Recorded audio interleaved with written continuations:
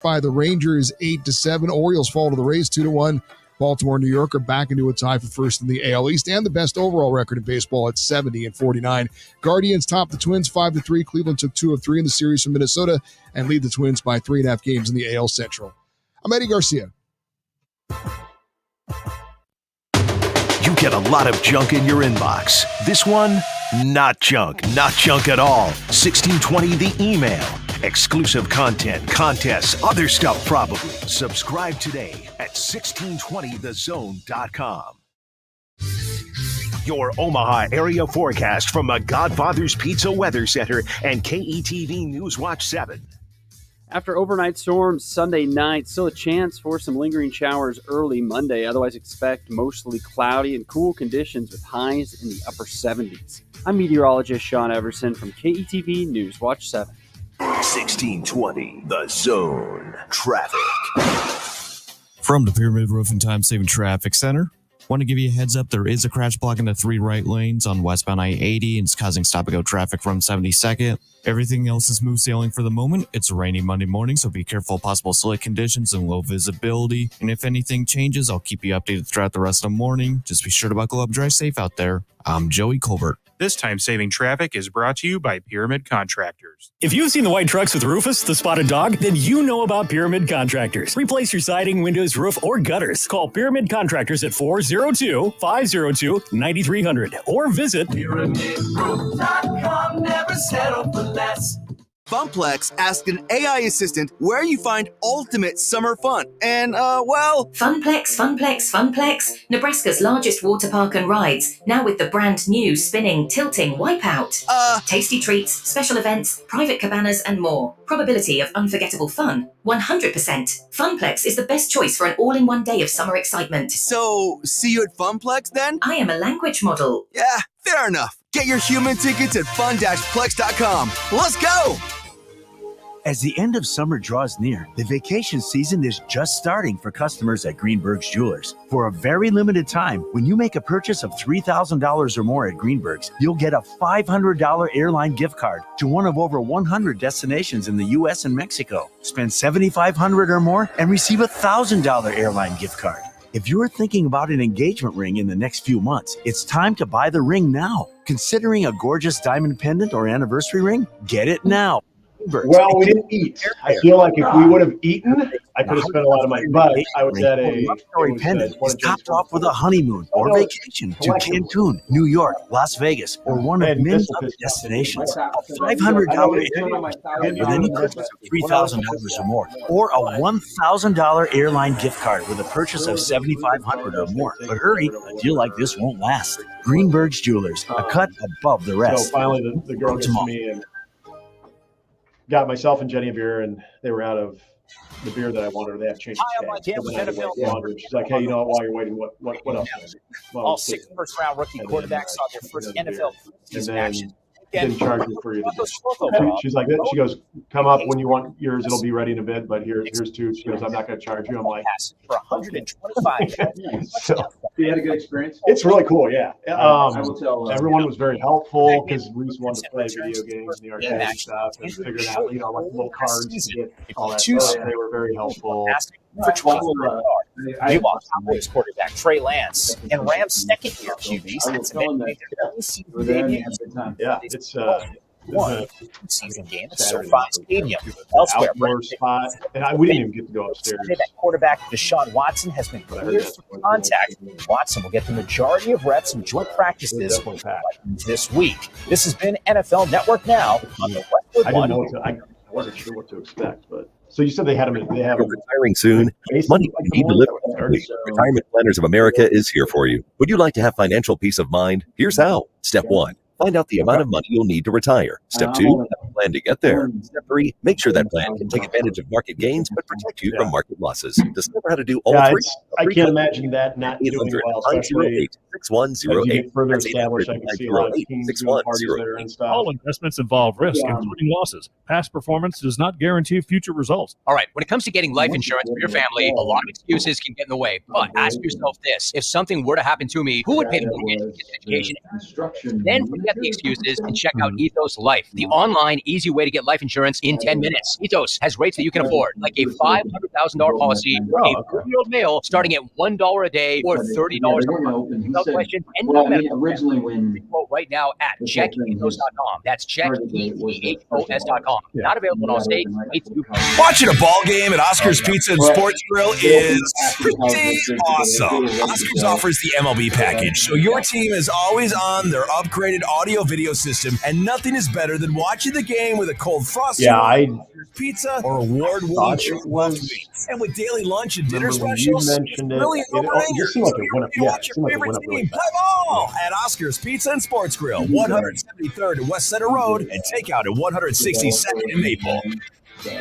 Velocity Clinical Research in Omaha conducts clinical trials for investigational treatments and research. Typical studies involve medications for high cholesterol, diabetes, infectious diseases, and acne. Some current studies include low T, RSV, fall influenza, pediatric obesity ages 12 to 17, adult obesity, and asthma. Velocity also performs vaccine studies. Studies are medically supervised and do not require insurance. Velocity recognizes your time is valuable, so they offer compensation for study-related time and travel. Find out more at velocityclinicaltrials.com. Hey, Maverick fans, the summer's over, and Omaha Mavericks fall season sports have begun. Maverick men's soccer and volleyball are coming off historic seasons. Both teams qualified for the NCAA tournament, and women's soccer made it to the conference tournament finals for the second straight year. This week, women's soccer plays Southern Illinois Edwardsville on Thursday, and the men take on Iowa Western on Friday. Get your single game and season tickets for soccer and volleyball now by calling 402-554-MAVS or by going to omavs.com/ticks. 1620 The Zone. I closed it completely, yeah. I wanted the players to have like this space of like no one's watching, let me just go play. We would shut it down. You know, Coach Osborne came and no one had the guts to tell him to leave, and I certainly didn't. I think Dante, maybe if Dante was lagging a little bit in the spring, I think he's starting to catch his wind and, he's doing better now. I think it's great to have Ramir and Gabe out there. They're really, really, attacking. Emmett's having a really good camp. The big challenge for me, obviously when you play running back, we need guys who protect the football. We need guys who protect. 1st and 10 at the 40-yard line. Fake the handoff. Martinez, step, throw, deep shot. It's caught.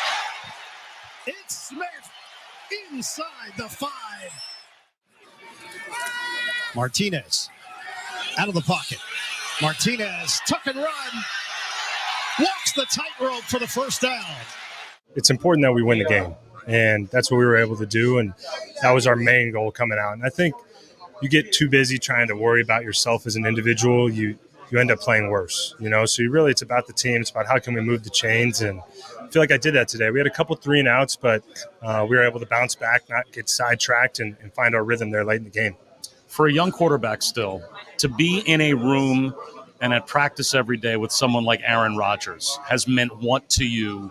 It's nothing short of a blessing, a true honor and a blessing to be in that room. Not only the players, but we have Coach Todd Downing, we have Billy, we have Coach Hackett, guys who have a ton of experience who have been around some great quarterbacks, and then maybe the best quarterback of all time in Aaron Rodgers. So just being in the room, it's very cool. I try and pick up on anything I can, and it's a great opportunity. Live from 50th and Capitol Avenue in the Big O. This is Mornings with Sharp and Handley on 1620 The Zone, 1620thezone.com, and 1620 The Zone TV. Now here's Gary, Nick, and Jimmy. I just got 3 things to say. God bless our troops. God bless America. And gentlemen, start your engine!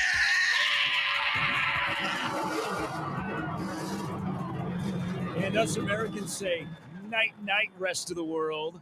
Hope you enjoyed your 2 weeks trying to compete with the red, white, and blue. I don't care if you take away your curry sauce at your McDonald's in France. You can't take away our enjoyment and our gold medals and our overall medals, or the fact that we got a quarterback that may make the NFL. Good morning, everybody. We're the best. By the way, downpours. Yeah. What is going on? It is dark outside. It is still dark outside, yeah. It should be starting to light up a little bit. It is Monday. Yeah. What a way to start. Yeah, woke up like at 3:30 and it was pouring rain. And I thought, that is not the sound machine. Nope. It is the actual rain outside. So I got up, went into the office. What do I do now? What do we do now? I know. Used to go into the office for the last 2 weeks, flip on the television, and there was my friend in Paris. Mm-hmm. It was called the Olympics. I went and turned on the TV in the office today, and something I saw, how come Channel 7's morning show never is together? I'm glad nothing has changed because I used to watch it a long time ago when I had mornings, this time of the day open and would lead right into GMA. And I thought even then, this was back in the John Oakey days too. That I always felt like they were maybe for a week or two, maybe a month. And then all of a sudden it was the person, you had one person doing weather. Then that person the following day was doing reporting and someone else was doing weather. And then one of the anchors was off. And then another, like a reporter was filling in as an anchor. Yeah. So you're telling me nothing has changed. So I like, and we love KTV. I like watching the Channel 7 morning show. I like, John was the OG. Yeah. And then you had Melissa, and then they added Sean to the mornings. I like watching the Channel 7 morning show, and now they have Jack, and he's with Melissa. But they are hardly ever together. I got to get their vacation plans because they must have like months of vacation. They're never on together. It seems like once or twice a week. Maybe one used to be a teacher, and this is they're still doing their summer. Now they're easing back in once you get to the fall. You get to the fall book. Oh. It's the same thing for TV. Then they'll all be together. They'll all be strong. I don't know. Yeah, that was a thing even when I watched it a lot too. So maybe they're a little loose with how they, you would think you want your strongest combination. Their morning show is an absolute wagon on TV. Mm-hmm. It just destroys everybody else. And that's pretty impressive because I probably once or twice a week, they're all together. Yeah. I enjoy watching them. Do you think they're doing it just to taunt? They're doing it like, hey, now, see, we can do this and we're still number one. If I worked at the other two TV shops in town, I'd be like, just shut her down. Can we simulcast? Yeah. All right, welcome in, everybody. It's a Monday. We kick off another week live and local on the 12th of August. May the force be with parents that may have kids that are going back to school this week. We saw traffic picked up here on Dodge. Some school districts are already in place. They've already gone back to school. Football practice beginning today. Some began at midnight last night. It's raining outside. The weather's kind of nice and fallish. I kind of like it. But honestly, what are we going to do? My friend in the morning is gone. I have nothing to watch. I went back and watched the Olympic equivalent of One Shining Moment. Oh, yes. I now miss the Olympics. I don't know what we're going to do for, 20 days? You could consume the closing ceremonies for 19 days? Yeah. Yes, it is exactly 19 days. Good job. You could just consume on repeat the closing ceremonies because there was a lot to unpack there. There was a lot. A lot. I think we can all agree as the Olympics have come to an end, and you know what it was? So they kind of gave a little montage. So the One Shining Moment. Yeah. That is our 2-week March Madness. That's what the Olympics were. I said it the other day. I think the Olympics are back. I enjoyed the Olympics. One, because of when the events were happening. It was live in the morning. And then we were really, really good. The Goldzone. The Olympics just ran through what it's like to have a 2-week March Madness. And I'm going to miss you. I'm going to have to wait 4 years for the Summer Olympics. But I thoroughly enjoyed the Olympics. And I didn't think 3 weeks ago, Nick, I'd even be saying that. Yeah, I watched more this time. Well, Tokyo was so weird because of the COVID impact and everything that came with it. So I don't know. Maybe you were different on that one. It was easy to get disinterested. I think the environment, the crowd, we were talking about a couple, I think, well, what was it, on Friday? We were watching volleyball semifinals, and the crowd looked like it was amazing. And we watched gold medal basketball, semifinal basketball, whether it was Serbia or France. Crowd was amazing. Yesterday, women versus France, crowd was amazing. So I do think maybe I've always overlook that element of it, but I think that was where my interest was a lot better this time as opposed to the last summer games in Tokyo. But it's always like they introduce something a little bit like late in the show, like the breakdancing. I'm sorry. That was, if you spent some time watching breakdancing, especially the Australian, Rachel, was it Rachel Gunn? Oh, that did the Elaine? That was great. Yes. So there were new things to get interested in, not always for the best reasons, but things you could appreciate, things that we continue to wonder why it's a sport. But yeah, I'm with you. It was just much more engaging. And I think NBC did a fantastic job. Goldzone, as you pointed out many, many times, that was a nice way to consume it. YouTube TV and having the quad box where as soon as you turn on YouTube TV, you can choose whatever you want. You've got all 4 screens going. I think just the way that you could take it in was so much more efficient. There were just so many things to like about it. Yeah, so, I watched way more than I have. Peacock was a huge winner. The Goldzone might be the number one thing to come out of the Olympics, maybe. That is not athlete related. Yeah. But you also had live sports. So we've kind of been spoiled this summer. If you're into soccer, there was a lot of morning sports, and then you had the 2 weeks of Olympics. So it's gotten us the buffer 19 days away from college football. Or actually, college football begins next weekend with the Week 0 games. Yep. But that's our 2-week March Madness, and I don't know what I'm going to do. I do know that 2 things can be true. Tom Cruise always delivers, and it is an American badass at the age of 60. He was part of the closing ceremonies last night. The man jumped off the top of a stadium. Yeah. That was not CGI'd or anything. Let's just what he does. Let's just wrap our arms around that. The man jumped off the top of the stadium at the Olympics closing ceremonies. Yep. Okay? So there's like Tom Cruise, when Tom Cruise does something, you don't go, oh man, he half-assed it. I was kind of disappointed. Oh, he landed that plane. Like he always delivers. So I think that's true. And it was kind of interesting to have a 60-year-old Tom Cruise handed off to Flea and the Red Hot Chili Peppers, who are 60, and then they sing a song from 20 years ago. I mean, how more American is that? Yeah. Now, the other thing that I think is true is the rest of the world, you would probably agree that the rest of the world has differing opinions on us Americans. Sure they do. Depending on where they live in the world. Yep. They're not fully embracing what we do. Cocky they may be scoff at us. Yeah. They maybe laugh at us. They may be afraid of us. They may want to be one of us. But here's one thing that I know is absolutely true.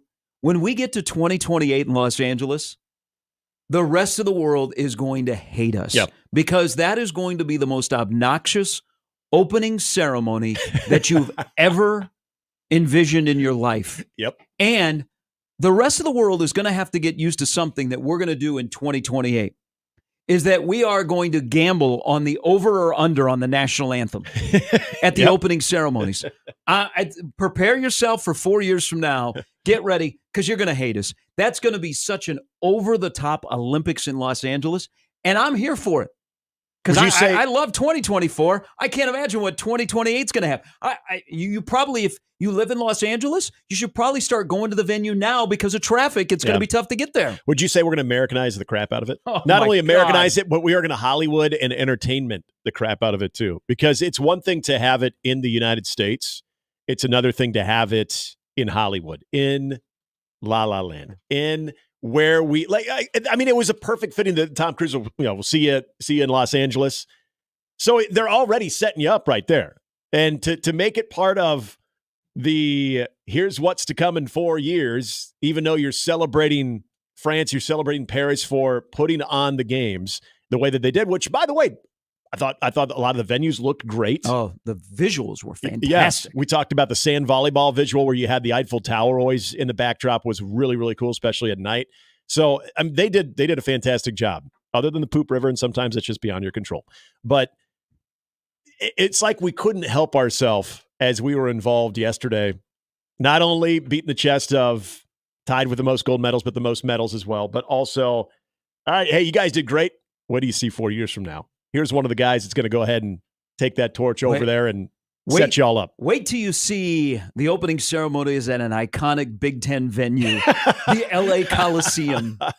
I mean, I love what they did with the Hollywood sign. Maybe the map sign with all the countries. Or the map commercial with all the countries. You think Deshaun Foster this morning woke up and goes, Olympics? It's in Los Angeles. It's in I don't know if some of you guys know, it is in Los Angeles. But I love that Tom Cruise was involved. Mm-hmm. The man jumped off the top of the stadium like he was Shawn Michaels. Yeah. Okay? Like he was a professional wrestler. And I was here for it. Mm-hmm. I mean, that was the moment. Now I'm starting to think of who they will have light the torch. You know, they turn, if you've been to a game there, and the 84 Olympics, of course, were Los Angeles. If you've been to a game there, they do like fire up the flame right before the fourth quarter. Right, that's what I thought. So I wonder who they got 4 years to do it, but I wonder who will be the torchbearer. Mary Lou Retton? Ooh. She overcome some health things. Yeah, I mean, she has. Still is a banger to us that were a little bit younger and watched her in her performance in 84 and then went and bought the Wheaties box with her on the cover. We did. I've heard of a lot of people that are older than me had a crush on her. Oh, my gosh. A lot of people were big Mary Lou fans. There were more young boys that kept their doors shut during the 84 Olympics than you can imagine. Not that there's anything wrong with it. No, I mean, no, she was very attractive back then. She was America's sweetheart. And 44 years later, maybe she should light the torch. Yeah. All right. Welcome in, everybody. We're off and running on a Monday. You're not wrong. Well, you should keep the door shut. Yes, you should. That shouldn't be a public thing. You should. All right. Coming up a little bit later on the show, as we are 19 days away from the start of the season around here, 17 in some places where the head coach, I got full respect for you, Sam King, covers Michigan, will join us coming up at 8. Got a lot of love. Evan Bland stops by at 8:30, and then Jacob Bigelow will be in the Monday morning lineup, which is brought to you by the rooferees at John Higgins Weather Guard. So watching the Olympics, and no Royals or Cubs yesterday. So they played a rival series, crosstown series, and the I-70 series, and they played Friday, Saturday. So you didn't have, like, my team wasn't playing on a Sunday, which was very, very odd. Yeah. So I not only dabbled with the Olympics, but then I watched some preseason football. What'd you think of Bo Nix? Bo Nix should be QB1 on day one for the Denver Broncos. I agree. I thought some of the young quarterbacks, including yours, looked good. Pretty good. But here's my two biggest takeaways from the first weekend of the preseason. And remember, I say this as a guy that roots for a team that we lost our wide receiver to an injury, and I'm going to hate the NFL if they suspend Rice with Hollywood Brown on the shelf. Okay, that's a different conversation. One, it's good to see that the refs are still jacked. Yes. The white hats. It's becoming even more now. The white hats in the NFL, that has to be a competition. It's not just Clete Blakeman that's jacked. Thank you, Ed Hockley. You set the gold standard. The guy that was working the Broncos-Colts game yesterday, what's his last name, Clark? I mean, seriously, did they not make sleeves big enough? No. I mean, you don't have, here's the thing. Here, you want some shaming going on in this country? The fat guy can't be the white hat anymore in sports. No. They have to be jacked. Mm-hmm. That really, limits my career path. Aren't we down to just Major League Baseball umpires that can be a little frumpy now? Because I think... Yeah, but man, you look at more Major League umpires. Even college football officials are getting... The late John McSherry and Eric Gregg aren't working in the majors anymore. Yeah, well, I mean, you think of the typical umpire growing up, it was the Joe West bod. I mean, that's what it was. I always thought it was John McSherry. Because then they'd have the balloon protector. Oh, yeah. Okay, see that? I was a catcher back in the day, so I became very familiar with those umps. The balloon needs to come back, by the way. But anywho, baseball, I still think for the most part, you see it a lot more frequently of the guys that are, they've been in it for a while, so they don't really care. I'm telling you, football, even at college football. Wait a minute. Hold on. Yeah, they've been doing it for a while, so they're like, I'm good. So for some of us that are reaching into the 50s, we should say, we've been around for a while. I've been doing it for a while. This is what you get. Yeah, I think for a great pickup line. Not for everyone, but I think for baseball umpires. I mean, think about that schedule. That's a lot of games that you got to do. Wait a minute, they get a ton of days off now. They got a good union. How many do they get off? They get you work a series, then what? No, usually they get 4 or 5 days off a month. Okay, but still. 4 or 5 days off a month. You've been in it for a while. You got a little cred, got a good little rapport with managers. They know what to expect. At that point, you're probably secure. You're like, I don't need to overcompensate by looking all jacked, try to make an impression. Do you think it matches the sport you're involved in? Yeah, like I do. football, Yeah. there are cock diesel guys, so Yep. the guy that is the white hat has to be cock diesel. You're right on. You're absolutely right on. So is that why the ref in roller derby doesn't look so svelte? Yeah, probably. Yep. Because, you're letting the skates do all the work. Now, think about it, even in basketball. I've always thought it's really interesting to see anybody that doesn't look like either, and soccer as well, because of the amount of running back and forth you're doing, that I think naturally you just look the part. Football, again, you have a lot of space to occupy. But the football thing, I think that's been over the last decade where we used to always talk about Ed Hockley. That was the only one we ever talked about because of his pythons. You're right. Now, if you see somebody that doesn't necessarily look like that, look like the Clete Blakeman or the Ed Hockley bod, then it's actually a little bit more newsworthy. It stands out a lot more. So, yeah, you're probably right. I think the sport itself, you got to blend in with the talent that's out there on the field. But I think also, depending on what you do during the games, probably just leads to that type of look. The other takeaway from the weekend was watching yesterday. So the Rams and the Cowboys are playing. Mm-hmm. Stetson Bennett, what an interesting line. If you were playing fantasy preseason football with Stetson Bennett, you had yourself a day. He had 4 interceptions in that game, but he also had the game-winning touchdown. Yeah. My 2 takeaways from that game. 1, Sean McVay should replace Tom Brady in the Fox booth. Brady should coach the Rams. Sean McVay is great. I think Sean McVay, when he decides to leave the coaching job in the NFL, is going to be the hottest commodity when it comes to television. Oh, yeah. Hotter than Tom Brady, hotter than Jason Kelsey. Sean McVay is great. And so they had him mic'd up yesterday during the middle of the game, and he was interacting with the booth and had some funny exchanges. My other takeaway is I would love this to be a look, and I wish I could pull it off, and I need to try harder when we get to the winter.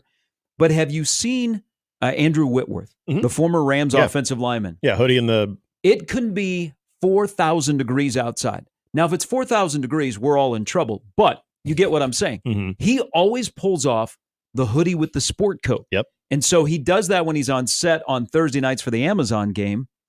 He did that yesterday. And I'm like, God, that is such a great look that I wish would take off, is the hoodie with the sport coat on top of it and just wearing like jeans. He is a trendsetter. But I don't think I could pull it off. I'm curious. It looks very comfortable too. How many times do you wear a sport coat and you're usually not the most comfortable dude in the world because you got the the collared button down shirt on? See what you could do, Gary, because with basketball, you get some good Omaha gear. I'm sure there's hoodies that come with that. You could wear an Omaha hoodie, and then maybe you could go, if it's at home, you could go with, well, maybe a white jacket would be a little too flashy for you, but you could go red. Rick Pitino? Yeah, see, you could do that, pull that off, and then on the road, you wear the black sport coat with maybe a gray hoodie. See if, just give it, just dance around with it a little bit. You don't have to commit to it, but just dance around. Like what you're wearing today. Yeah. You could get away with putting a sport coat on top of that, and it looks really good. Put like a gray sport coat over this. For people that are watching on 1620 The Zone TV. And these things are nice and thin, so I don't think you'd be overly hot. Yeah, it doesn't look like it's like a heavy. Yeah. Like my hoodies are heavy. Yeah. I need the light, slim looking the hoodie. The thin hoodies are money because you don't have to wait till it's 30 or 40 degrees out to wear it and actually be comfortable. But yeah, he's done that. I've seen some athletes pull it off. Like when you watch guys walk in, when they always, because that's always been a thing now, of watching players enter the arena, go into the locker room. I've noticed that is also part of the get up, is guys will have the hoodie with the blazer on as well. I wonder if that's where he learned it in his last year with the Rams. Maybe that's where Whitworth learned that. That was his outfit. It was very comfortable. It looked sharp and classy, yet again, comfortable. That's what it's all about. I bet you that's where he learned it. I want to ask, because it is around. Basketball too. I've seen it in basketball as well. The hoodie with the sport coat? Yeah. Every now and then. Haven't seen it in baseball. He pulls it off quite well. Mm-hmm. All right. 6:29. Good morning to all of you out there, except for Matt Kuchar, who is forcing people to come back and play a hole of golf today. in the Winston-Salem, Greensboro area. Hey, at least he's tipping his caddies again. What a douche canoer. Can you believe he's actually, I think he's my age. Doesn't he look like he should be playing on the Champions Tour or had been playing on the Champions Tour for 5 years? That is the oldest 45-year-old that I think I've ever seen. Yeah.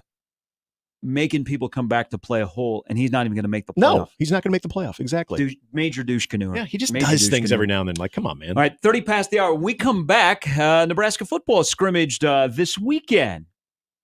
What did Matt Rule's body language tell us about what happened behind closed doors? T.O. won't tell us what happened. Troy Dannon won't tell us what happened. But did Matt Rule's body language tell us what happened in their first major scrimmage of the fall, 19 days away from the start of the college football season around here? 19 days. He gets a good night's sleep now that he's out of the dorms. I think he needs it. People were concerned about the head football coach at Nebraska. Hey, at least he answered questions. He did. He always does. We will get into also what happened in Boulder. I had no problem with what Deion Sanders did to Sean Keeler, who's been on the show before. Mm-hmm. I had a major problem what he did to the sports reporter from CBS Colorado. And I also wonder, why did reporters have to give their affiliation? Yeah, I found that interesting. I know that was their fall kickoff. At a local press conference. Right. I get it. At a national, we don't do that around here at any of our press conferences, unless it's a new coach and they want to get to know people. So they ask, can you just, identify yourself? Yeah. Which everybody's happy to do because they also want to be able to introduce themselves to the new coach. Yeah, so that makes sense. Why was that necessary? Don't know. So that you could sift through who was, Sound off. Yeah. Okay. Roll call. Yep. Lots of stuff that came out of Boulder. They play in 17 days. I wonder how that's playing in Fargo after what they're watching. They're just grinding, man. All right. 32 past the hour. We come back. What did Matt Rule's tone tell us on Saturday about the scrimmage? I think we might know a little bit. We'll get into that as we roll till 10 on this Monday morning. We'll talk some Michigan football a little bit later. They gave the old big golden middle finger to the NCAA once again over the weekend. It's pretty funny, actually. It's actually going to be bronzed outside of the stadium. It should be. Hail to the... With a pair of khakis and some glasses. You know, it would be fantastic if you did not hear Harbaugh is the honorary coach for the game against Fresno State, and their opener. And why not? The guy's got a show cause. I think it would be so fantastic if they'll introduce him and he'll come out of the tunnel and the place will go nuts if he comes out of the tunnel eating a cheeseburger. Sam King will join us a little bit later to talk Michigan football. It's Mornings with Sharp and Handley at 1620 The Zone.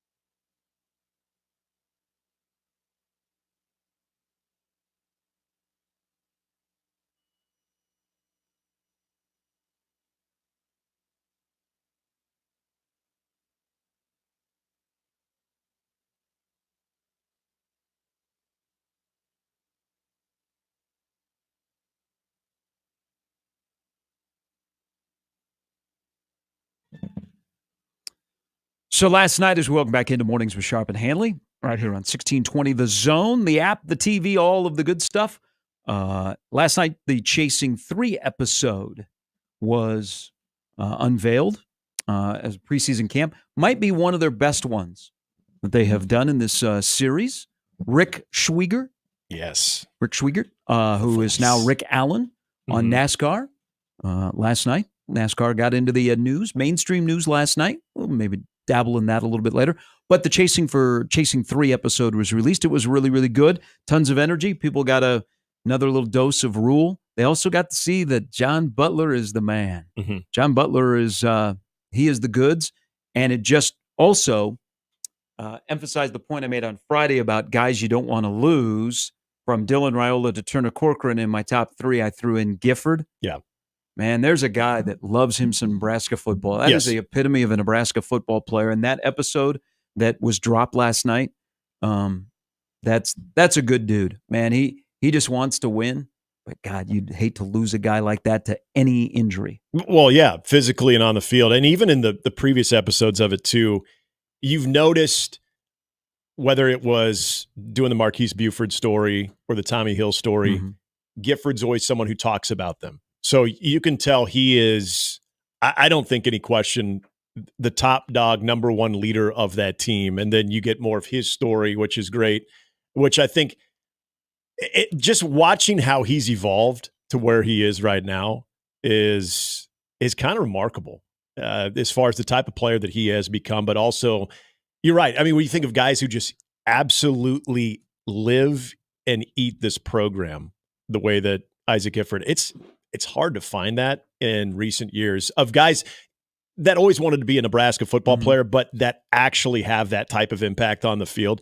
I know with the Chasing 3, once it had wrapped up for the spring, if you remember last year, Matt Rule even questioned whether they wanted to do it again this year. He, for the first year, they thought, especially with the dorms, that would be kind of cool. It'd be their Hard Knocks version. I thought at one point maybe they wouldn't give as much access. I think they've realized, and we talk about where it's probably more beneficial from a recruiting standpoint too. You got the content creators, you got the people who do such a good job of it. I think it's just such an effortless transition of the footage they're getting to spit it out for the public to view. I got to imagine Matt Rule changed his tone at some point, thinking, you know what, why would we stop this? Because it's great for fans. See, now if you say to your kids you want a snack, just go drip dop.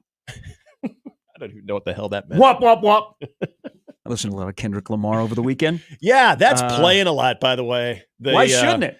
It's great. That's a bad song. Oh, it's a bad song. Are you saying bad in a good way or? No, not in a good way. I'm sorry. No. Do you see dead people?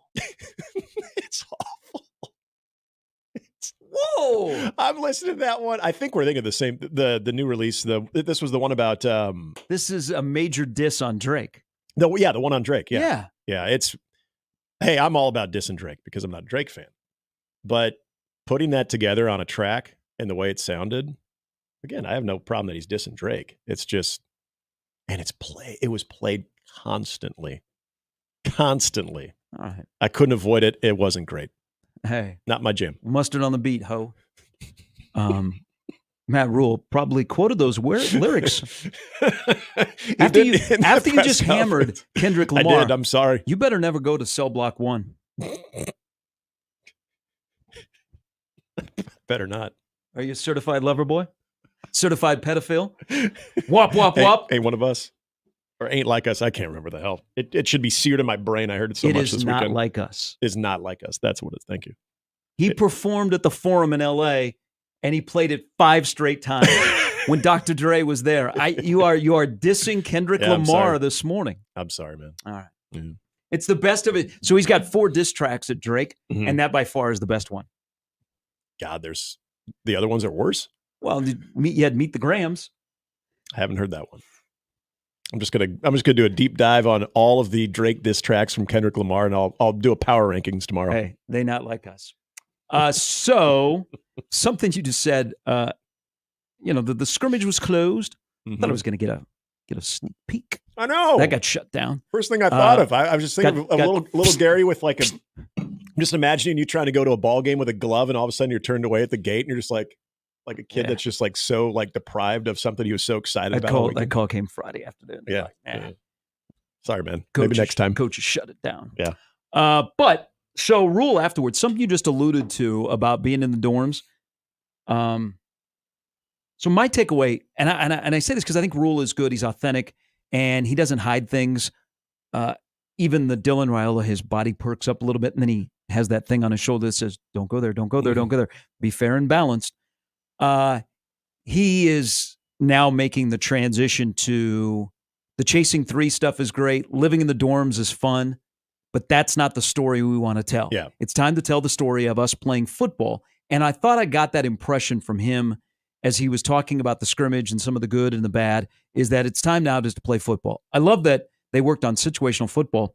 And I think they had a great practice. I think they had a great scrimmage. You might look at his tone and go, whoa, I wasn't reading the same thing. Mm-hmm. You know why I think it was a good practice?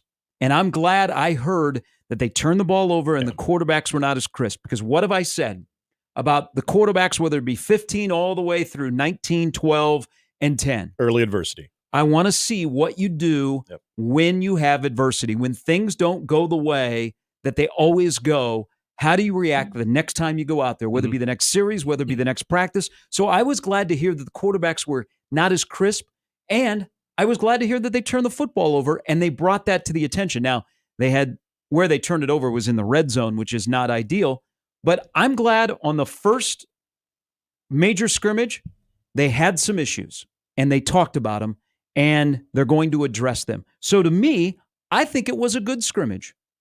I would agree with the assessment of that part of it. Now, without actually seeing the scrimmage, at times did things look dysfunctional? I thought it was encouraging to hear that there wasn't as much pre-snap issues that you typically see. All of those things on the surface are fine, but I feel like with the evaluation of what you're confident in with a true freshman, I don't care if it's Dylan Raiola, you go back to when it was Adrian Martinez.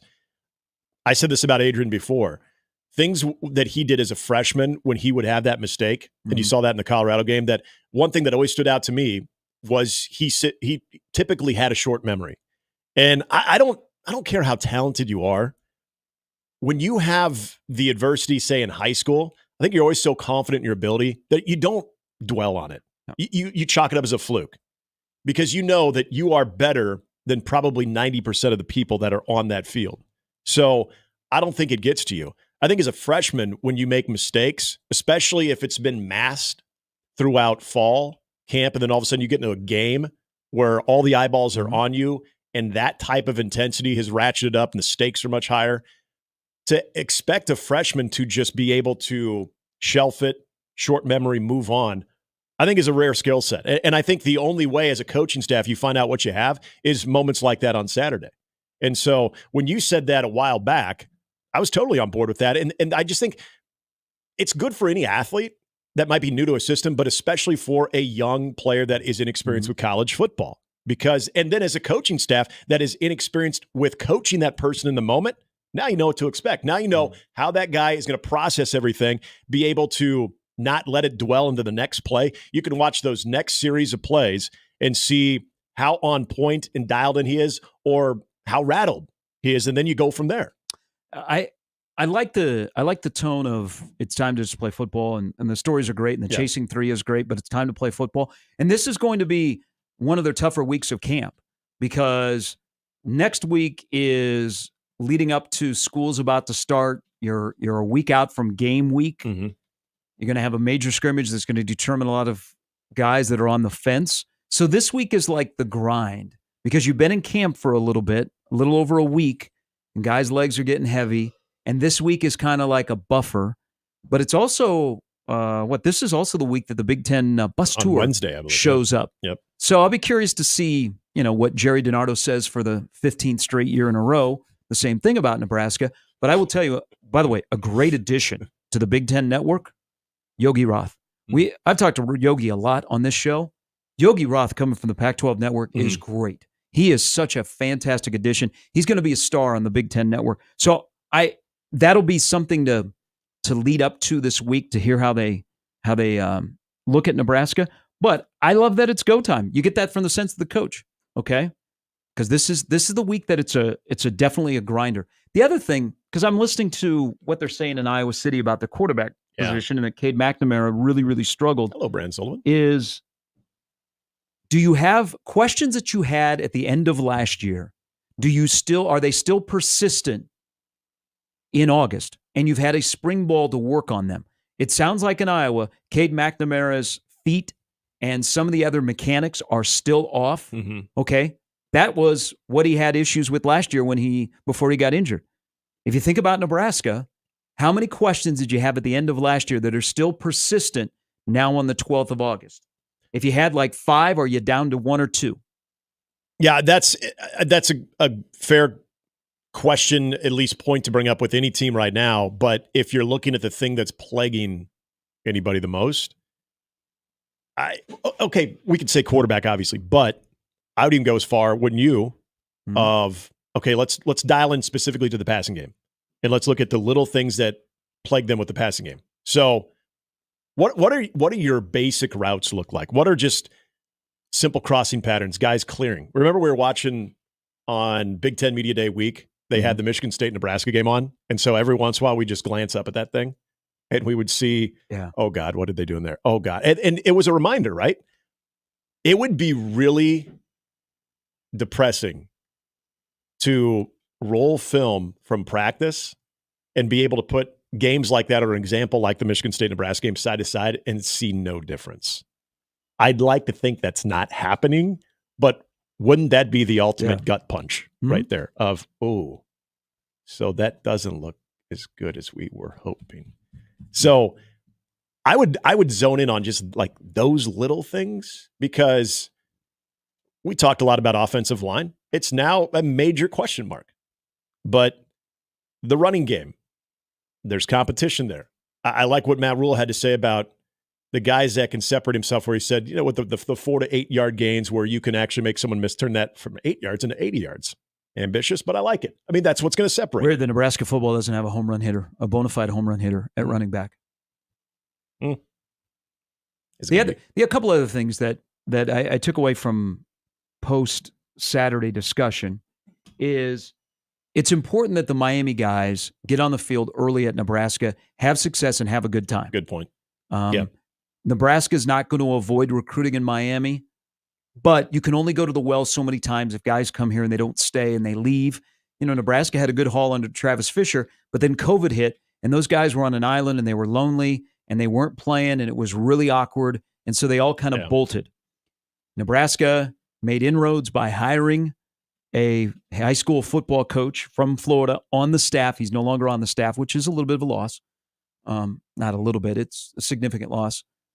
But they went into Miami and they got guys again to come here. And they did a really good job recruiting. But I know this from my time in South Florida in the high school, covering high school football, is if you get a good rep and guys leave South Florida and they come all the way to Lincoln, Nebraska, and they have a good time and they get on the field early and they play, they are the biggest Pied Pipers. And you will turn on the faucet slowly there to get the next Barney, to get the next Vincent Shaver. So I like that the Miami guys are on the field. They look the part. And then when you hear a guy like Vincent Shavers, which is no surprise if you followed recruiting, I think he was in my Super 6. Dude's a hit sticker. Okay, he's a bad man. Nebraska needs more bad men. Okay, guys that look like they have bad intentions when they walk off the bus, and they'll be a nice guy when they come out of the locker room to meet mom and dad. But up to that point, they're going to ruin you. They're going to wreck you. He's a guy that looks like that. But oh, by the way, his personality is great. He's like one of the nicest kids. So I was glad to hear that. The one interesting thing also that I think is a good discussion point for the week is about middle linebacker.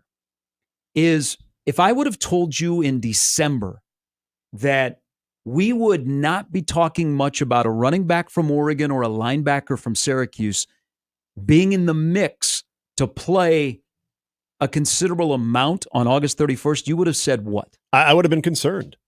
Absolutely. Given not as much the Dowdell because the experience was still relatively new, but definitely Thompson because of his experience and familiarity with Tony White's defense. to me, I would have been concerned knowing that was a major hole as far as the talent that was at that position. But I see what you're getting at. Now you can look at it and say, the guy's competing his butt off because you got other guys that are stepping up right there. That's a huge part of it. I mean, how much is Thompson going to play 19 days from now? You would have looked at I'd say he's the odd man looking in. Watch this film, and I liked him on the outside. I'm like, okay, I see where you're going here. You got to replace some significant people inside.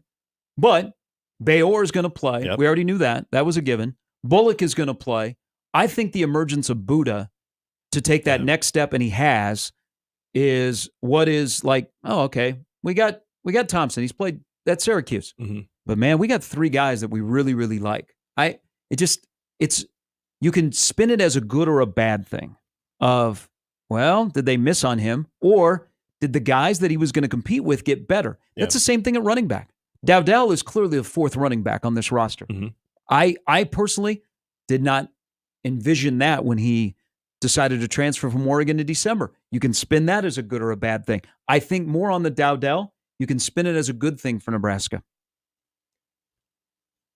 I'll be honest, if Dante Dowdell was in the mix as one of your top 2 right now, I would feel pretty good about that. And this goes back to what we were talking about with Emmett. And there's also that trust factor with Gabe and Ramir, who, by the way, has anybody really talked that much about Ramir body wise? He also looks jacked. He always does, doesn't he? But I feel like even in high school, when you watch his film from New Jersey. Well, I'll never forget that Maryland game, though. Amongst everybody, you could tell just needed to get bigger. But this year, just seeing him in person, finally, he looks. I don't know. He looks rocked up. But anyway, the Emmett Johnson part that kind of snuck up on us last year, I still think people, maybe not you. I like Emmett Johnson. I think he's the most complete guy. I think we're still, you mentioned not having the explosive guy. I think we're still hoping that Dante Dowdell, or, because remember he was supposed to be that guy, could be. Oh yeah, because he got more run for his limited time at Oregon than some guys that had played a fair amount of football here. To spin it in a positive means you have to be completely on board with the other 3 that are in front of him. And it's 3 guys that we've now seen for quite some time, at least for 2 years, if not more. Injury situations for 2 of those guys have actually, obviously been an issue. So as long as you embrace the 3 that are there and considering that, and hopeful that they'll be healthy, I think you can be in a good place with that. It's, do you fully trust Emmett Johnson is going to be that guy to move forward, take another big step from the opportunity he got last year, and that Gabe Ervin and Ramir Johnson are going to be healthy? And if that's the case, then yeah, it's definitely a positive. I'll admit, I'm a little disappointed that Dante Dowdell is not more part of it because of where I was when he first joined Nebraska. I was hoping that he would be a major player. If he wasn't the lead back, he'd be right there getting reps in front of, say, a Gabe Ervin. I got to see more from Gabe Ervin. I love the way he looks. I love listening to him talk. Everything about Gabe Ervin, there's a lot to like. It's just when it comes down to availability, can he be there? Real quickly, I want to ask you this question about the Miami guys. So you mentioned how well they did when it came to recruiting those guys. And a topic on this show, when we compare this coaching staff to others, has been talent evaluation. I think places like Miami, I would even say places like California, when you're so far away from home, that you're able to find not only guys that are going to help your program during their time, but are you identifying guys you're like, you know what, these guys are ready-made? Because I think Ja'Cory Barney and Vincent Shavers, to your part about getting those guys involved early is going to give you the best opportunity to keep them here. I think I don't know if people talk about that enough, of you not only have identified talent, but you're identifying ready-made talent where those guys, I think it's a great thing to be able to get that type of player, knowing based on what you've seen and the confidence that you have in your coaching staff in the short time that you have them before the start of fall in games, that you could have those guys at least with a significant role. Well, I think, and I know this from South Florida, and I mean, it's football year round down there. They're already, This is week 2 of practice. They play a lot of games. They have spring football. So if you hit on a guy, and some of those guys that came under Frost during the COVID year from Florida, if you look at what they did after they transferred to Nebraska, wasn't, you weren't going, oh, that's a huge miss. But if you do hit on a guy and your evaluation is good, usually they're going to come in and play because they have a lot of experience and they played it against pretty good competition. True. Yeah. So also their bodies are different. Okay. They've been working not only their football craft, but they've been working on their body. Yeah. Because those guys, trust me, those guys that are from South Florida that are getting out, that are not staying to go to the U or staying in state, they want to go somewhere and they want to play right away.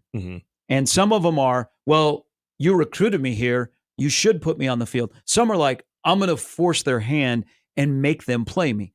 Vincent Shavers is that guy. Man, Vincent Shavers is a dude. Yeah. I think that was such a steal for Nebraska. And the guy just loves playing football. And you can tell, going back to the body language to wrap this segment up, when Rule started to talk about him the other day, his voice and his mannerisms are along the lines of the top-level guys that he talks about at Nebraska. Yeah. And we're talking about a kid that has not played a down of football when they've had the scoreboard on in Memorial Stadium. They need those guys. They need those guys to hit. They can't afford misses. They got to start hitting with guys they bring from a long way in here, and they hit sooner than later. Well, think about the Before they leave. significance of what he said this early in camp, this early in a career, in a group that we literally just talked about, of having some experienced guys that have all climbed a step or two, like a Bear, like a Buddha, like a Bullock, is, 2 weeks complete in camp, and he said he sees no reason why he would have to have a red shirt. You're saying that right now about a true freshman playing a man's position like that, where there are bodies. That's significant. Yeah, he also is somebody, and I think this is a little bit of their evaluation, which I'm impressed by because they admit to being a developmental program. Is they have a lot of guys in this most recent recruiting class that have good football IQ. That aren't just athletes that are out there playing and then they teach them how to play the right way. They have good football IQ in a good sense.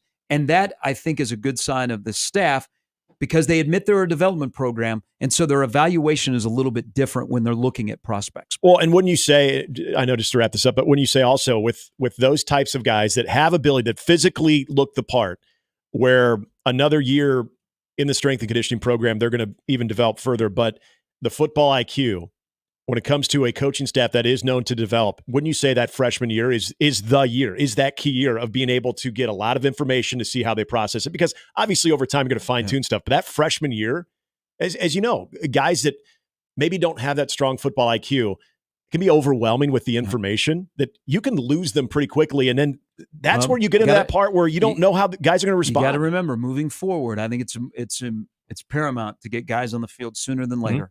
When you cap it at 105. All right, we got an update coming up here in a little bit. A little bit later, we'll talk some Purdue football. We got Evan Bland with his thoughts as Nebraska begins another week of camp. And then also Jacob Bigelow stops by, plus more on the Olympics. What are we going to do now? Also, this is a big day in college football. Big day in college football for about 5 minutes. And then we move on to the next story. That's coming up a little bit later this morning. It's Mornings with Sharp and Handley on 1620 The Zone.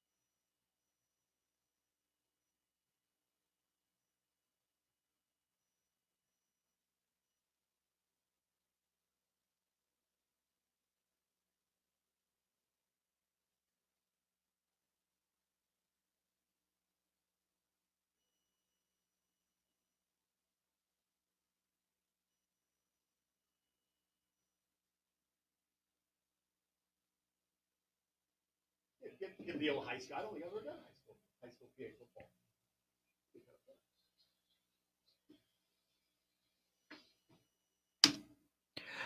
Thought we were starting the new dead air segment here. Hey, if it's sponsored, we'll do it. The Storm Chasers won the season series finale against the iCubs with a 4-3 walk-off victory yesterday at Werner Park, a 12-inning contest that marked the team's longest game of the season, playing past the 11th inning for the first time since way back in September of 2022. Omaha quickly rallied from down 3-2 in the bottom of the 12th as Drew Waters moved the placed runner, Ryan Fitzgerald, to third base on a groundout. Andrew Gentry drew his second walk of the game to bring C.J. Alexander to the plate, and he drilled his third hit of the night into center field to score Fitzgerald for a 4-3 win for Omaha, and everybody went home happy, which is all that matters here. The win marks Omaha's 8th walk-off win of the season, the third against Iowa, the team's 10th extra inning win of the season. Remember, they are good. The Storm Chasers took the season series against the Cubs for the first time since 2021, winning 11 of the 21 total contests. That's more than 50% of the games. Thus, they win the season series. That's how this works. Continuing the 2-week homestand, they welcome the Louisville Bats beginning tomorrow night at 6:35. Ellie De La Cruz used to play for them. I saw it with my own eyes. He no longer plays with them. The last remaining American Legion baseball team from Nebraska was eliminated Saturday at the Central Plains Regional. Farmington, not New Mexico, from Minnesota defeated Jeans Auto from Papio South 5-2, the double elimination tournament. The Titans finished the season 36-19. Remember, Ortho, Nebraska from Elkhorn was eliminated by Papio South on Friday. The Titans lost their first round game Wednesday, won their next two, couldn't keep that streak alive against Farmington. That's how it goes. To make matters worse for these kids, they'll have to go back to school soon. The Titans are the Zones. Adrian Martinez battling for an NFL roster spot after an MVP season in the UFL had a strong preseason opener with your New York Jets. Martinez, playing mostly in the second half, channeled his inner Richard Todd as he helped lead the Jets to a 20-17 preseason win over the Washington Commies on Saturday afternoon. Martinez completed 6 of 10 passes for 104 yards and rushed twice for 24. The Jets starter Aaron Rodgers was inactive. He continues a full return from last season's Achilles injury, which caused him to miss all but a few plays of the 2023 season. Justin Verlander took his first step to returning to your Houston Astros, tossing 3 innings for AAA Sugarland. Hey, used to live there. Last Saturday night, working back from neck stiffness that sidelined him for 2 months, the 41-year-old 3-time Cy Young Award winner threw 52 pitches and 36 strikes, allowing 1 run with 3 strikeouts and 2 walks. Astros manager Joe Espada said they were waiting to hear how he felt Sunday, then he'll probably get another rehab start before he could get back to the majors. Things are just starting to come together for them. Finally, Jim Harbaugh will be back at Michigan Stadium for the Wolverines season opener. The great man and former Michigan coach has accepted an invitation to be the team's honorary captain for the Wolverines' August 31st game against most hated rival Fresno State. Middle fingers in the air. I love it. Got invited by the athletic director. Good. I know that's the best part about it. Hey, this is somebody that loves pettiness. Yeah. I'm all for it. Do it. Cheeseburger. Middle fingers, everything. Whole 9 yards. Connor Stallions. I think he'll lead the team on the field. He should. I think why not? He's going to be the first. Can he reach up and slap the banner? He's done it before. I'm sure the NCAA will penalize Michigan even more. Will he late for punishment? Will he be throwing tosses before the game? Again, he should. I don't know. They have the Chargers media account yesterday released on TikTok. They had him mic'd up at practice, and he found a mouthpiece on the field. So he was walking around asking assistant coaches if they knew who mouthpiece this was. And then he goes, I think it's got an initial here. He goes, T. And they have a player that, I think he was linebacker.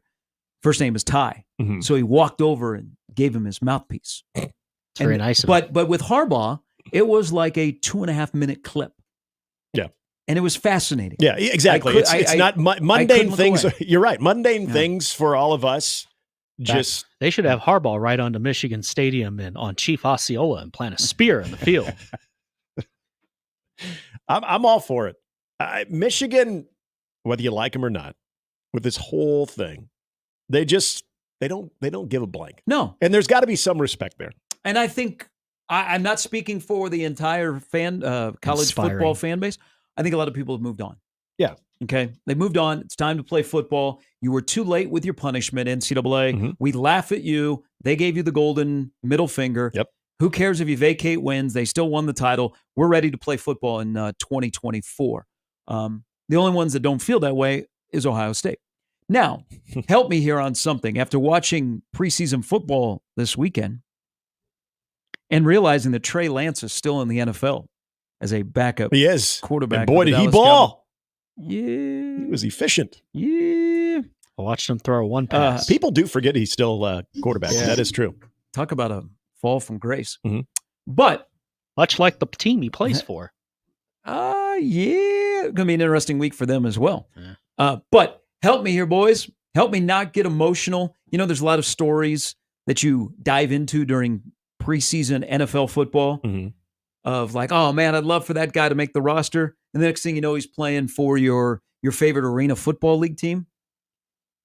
And you do get emotionally attached because you see guys play a lot. Yeah. So watching Adrian Martinez the other day for the Jets. Look good with a star in his helmet. Ooh. Hey, the Jets uniforms look sharp. Yeah, they're better than the Broncos. They look like Syracuse. Yeah. Syracuse or Boise State. Yeah. That's who I thought when they ran on the field yesterday against the Colts. But Adrian looked, for being in camp less than a month, being in the Jets system, God, he looked really comfortable. I mean, he led a touchdown drive. He looked kind of efficient. I'm trying not to get emotional that he might find a spot on the roster, even on the practice squad. Yeah. God, good on him, man. That's been a hell of a comeback from getting injured last year, where he didn't finish his college career, to hanging out when he was in the Lions camp, and then what he did this year with Birmingham to play his way into the Jets. I thought he looked like a third string NFL guy, but he looked like he belonged. I'm trying not to get emotionally attached that Nebraska could have a guy on an opening day roster that played quarterback. Well, think about it. If you're watching preseason football this last weekend, you are essentially getting the most content from second and third stringers. And so you have a lot to compare that to. They all kind of, I think the ones that you talk about the most are the ones that just look horrendous. Where you're just like, oh my God, like Zach Wilson did not look good. Zach Wilson was Zach Wilson. You know, there were very few of those guys, though, this weekend. Yeah. Like your quarterback looked good. Daniels looked great against the Jets. But even some of the backups. J.J. McCarthy looked pretty good. Yeah, and Bo Nix looked great. Adrian being able, did I say Adrian? Adrian looking like a lot of I'll just use the Bears comparison. Adrian looking a lot like Brett Rippon, who has put together, I know, just very, very rando. Probably the wrong Rippon you want him to look like. But I'll give Brett Rippon, he may not impact the Chicago roster at all. I mean, it's Tyson Bagent, and Rippon probably is a practice squad guy. But Brett Rippon in his reps, in his preseason game reps, has looked good. Has looked fine. Like he looks like he doesn't stand out because he has been able to function within the offense. That's exactly how Adrian was. Adrian was able to function within the offense. That, again, if you're talking about a backup, unless it's a rookie that didn't get the first snaps, if you're talking about a third stringer, you're probably talking about him for the wrong reasons. Because I think anytime a third stringer shows out, you're always quick to say, yeah, but what type of defense were they going up against? I wouldn't put a lot of stock into it. It's the ones that you don't notice at that second, third, or fourth string level that you have to be impressed with, because and again, that's Adrian looking the part. He had the one pass there on the sideline that looked really, really good. Has no problem using the legs a little bit, which we know is still encouraged here in the NFL. So, yeah, as we all are hopeful for Adrian, especially because I don't know if he sat in your chair or my chair. Obviously, part of his journey was being here in the studios, talking some late night shop as well. So. Yeah, that was really cool. Adrian Martinez looked more comfortable than Stetson Bennett did. But we got to settle on a nickname. So he became AM15. Yeah. So we've been AM2, we've been AM9. 2 a.m. We're now AM15 in New York. Why does everyone have to have a nickname? I don't get. Can't just be Adrian. Adrian's cool. Yeah. You can throw the Yo Adrian out there. Troy Aikman won 3 Super Bowls. You know what he was called? Troy Aikman. Can you imagine, though, if he was in Philly, he would be Yo Adrian. That would be great. I would be curious, like, if the Jets depth chart, like, did Adrian do enough? Because I think going in, he's like the 5th string quarterback. if he did enough to maybe get into more snaps in the next preseason game and maybe get up to 3, because he'd have to be in the 3-4 range to be kept on the roster. But it was a good start. He looked comfortable, and he's been there less than a month. All right. So we need Hard Knocks. Then we can find out more about that. They just need to have a little Jets Hard he Knocks. would be a story from the standpoint of he was an MVP. Yeah. So he's coming into can a guy that was in the XFL make his way to the lineup? Yep, he was a year too late with his story. It would have been a big part of last year. Coming up at 11 a.m. Oh, speaking of quarterbacks, here's my random who would have thunk it thought. So one of the great first weekend games is Texas A&M and Notre Dame. This might be peak portalism. You know who the quarterback of Notre Dame is? Not Rick Meyer, who played against Texas A&M, whipped their ass too. We should play dudes naming random Notre Dame quarterbacks. Tony Rice. Terry Andrzak. Ron Paulus. Joe Montana. I just brought him up. He played for the Bears for a little bit too in Carolina. Jimmy Clausen. Blair Keel. Rusty Leash. Freaking Clausen. Brady Quinn. Oh, this is fun. Brady Quinn. But here is peak portalism in week 1 in College Station. Riley Leonard is going to be quarterbacking Notre Dame against Mike Elko, who is now the head coach at Texas A&M. His old coach? Mike Elko was the head coach of Riley Leonard last year at Duke. That's right. That is peak portalism. Mm-hmm. This is what you got to get used to. Embrace the awkwardness of moments like this. Do you think that's, Mike Elko already has an inside track on scouting of what he can expect from a guy that led him to some success there at Duke. You think he will try and hurt Riley Leonard? An all-out blitz on the first play? Got like a bounty on him? It's all about winning. Jeez, man. You know what? You getting injured last year hurt us. But I saw the impact of it. I'm not saying it didn't work. But speaking of Texas A&M and Notre Dame, more than likely at 11 a.m. this morning, they both will be ranked. So the AP poll is out for the college football world today. How many votes will Nebraska get? 2. Here's what you do. Here's what I do with the preseason poll. Like if you're in Nebraska's thing, the first time, like next year, if Nebraska is not ranked in the preseason poll next year, what are we doing?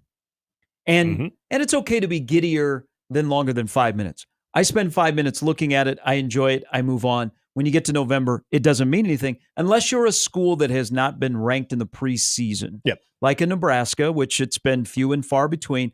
You go, okay, all right, that's what other people think about us. But before we talk about what will be released at 11 a.m. this morning, have you ever gone back and looked at the first AP poll ever released?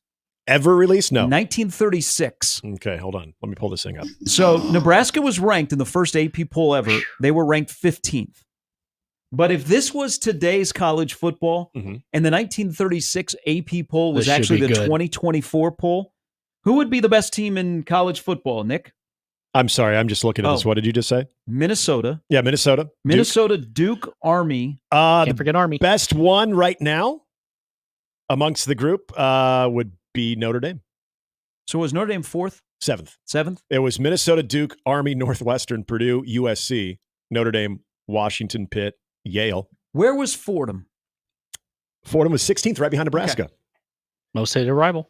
Can you imagine? Don't forget about Duquesne at 11. If you went to a coma in 1936 and woke up, well, first of all, congratulations. 88 years later, that'd be a miracle. Oh my God, life. And you're like, oh my gosh, Georgia and Ohio State could interchange being number one in the AP poll. There's 50 states. What the hell happened to Marquette? They were a top 20 team. When did Creighton drop football? My God, Holy Cross used to be a wagon. Gordy Luckbaum, where'd he go? St. Mary's is a basketball school now? The hell? When did Tulane leave the SEC? What the hell? Or Purdue. Purdue being a preseason top 5 program. They are. They only had 7. By the way, they only had 7 polls. Just 7 weeks. Think about Ryan Walters at Purdue. He could use that as motivation. Guys, it's been done before at Purdue. We have been number 5 in a preseason poll. Now, a lot of you were not born. Hell, a lot of your parents were not born. But there was a time in 1936 that Purdue football was considered one of the top 5 programs in the country. Then you roll it out. You PowerPoint that crap. So I was thinking about what's going to interest me today. With the coaches poll last week, I'm sure they will mirror each other a little bit. Georgia should be 1. Ohio State will be number 2. It'll be pretty clear that we are in the era of the only 2 because there'll be a lot of SEC. There'll be a lot of Big Ten. I'm also curious if Iowa and Iowa State will be ranked. I assume Iowa for sure.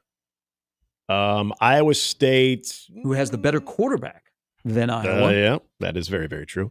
By the way, maybe it's the final AP poll of 36 that's actually kind of telling you. Want to know what that was? So Minnesota was still number 1. LSU 2. Ooh. Pitt 3. Alabama 4. That's when college football changed. Yep, right there. It's your turning From point. the beginning to the end of 1936, and we never looked back. Northwestern did not play up to their top 5 hype. They dropped down to number 7. Nebraska, though, moved up from 15 to number 9, top 10 right there. Notre Dame bounced back to 8. Yeah, Duke, Yale, Dartmouth, Duquesne, Fordham in that order. TCU, Tennessee. Hey, there they are. Arkansas, Navy, and Marquette. Marquette just held really strong at number 20. Did Tom Crean kill Milwaukee's football, a great Marquette? Did Al McGuire or Tom Crean kill football? Yep. I think it was Al McGuire. That's why he won the championship. When they in declared that they were a 77. basketball school, sorry, Marquette. Got that football out of the way. They tried to recruit Butch Lee to play football, and he said, hell no. He's playing basketball. Excellent poll. The other, again, I'm going to spend, they're going to release it at 11. It'll be nice because it'll be another reminder that college football is close. Yep. I'm going to spend 5 minutes on it, and then I'm going to move on. Two other things that I'm very interested in. One, where is Miami? Because I see a lot of Miami in the top 10. Yep. I've seen a lot of people. Brett that's high on them? Yeah, Brett Ciancia is. He's not got the them in only the one. playoff as the representative from the ACC. There's somebody else that's high on them, Phil too. Steele had him up there. That's probably who I'm thinking. And if you start looking, I know the last couple of weeks, various outlets have the 6 teams or 5 teams to take a major jump. I have not seen one of those lists where Miami's not on it. They'll be 8-4. Everybody is on the Miami because the coaches poll that came out, Miami was 19th, I believe. I think Miami will be I close bet they're top to 15. I bet they will be closer to the top 10. Yep, I think they're top 15 at least. Now, I think Nebraska will receive some votes. Mm-hmm. I don't expect, if Nebraska is ranked, I will spend more than 5 minutes on it. Yeah. At least 6 or 7. As will the entire state. But next year is the year. If Nebraska is not preseason ranked next year, Be ranked at what the are end we of the year. doing here? Yeah, be ranked at the end All of the right? year. Become a volleyball school. But I think Nebraska, when it's all said and done, and this is really jonesing for content with college football, I think Nebraska will be ranked 31st in the country. That is my bold prediction today at 11 a.m. when the AP poll comes out. Man, that would be interesting because you'd go from 19 to 11 from the 2 preseason coaches poll too. But I think you're right as far as the momentum and a lot of this. Again, this is the media poll. This isn't the coaches poll. From the media standpoint, it seems like a lot of people are a lot higher on Miami than even what the coaches are, and maybe a little more reluctant, or the SIDs, whoever's actually voting in those. Yeah, it was brought up on this show when you talked about Brett Ciancia, who had them in the college football playoff. From that point on, I'm not trying to say that was the turning point, but from that point on, noticed almost every preseason conversation about teams to look out for, teams to make a jump, dark horses. Miami has been on every list. I don't think we give enough credit to the coaches that are really good in game, i.e. Kirby Smart. But boy, we like to get excited about coaches that I think have trouble when they turn the scoreboard on, that are at Ohio State, Oregon, and Miami. Well, That if they in big games could coach their way to a victory, I would change my opinion, but I'm not. But those are 3 coaches, Ryan Day, Dan Lanning, and Mario Cristobal, that seem to have in-game decisions that get in their way. But people are all in on Cristobal. I mean, their roster is better. Yeah.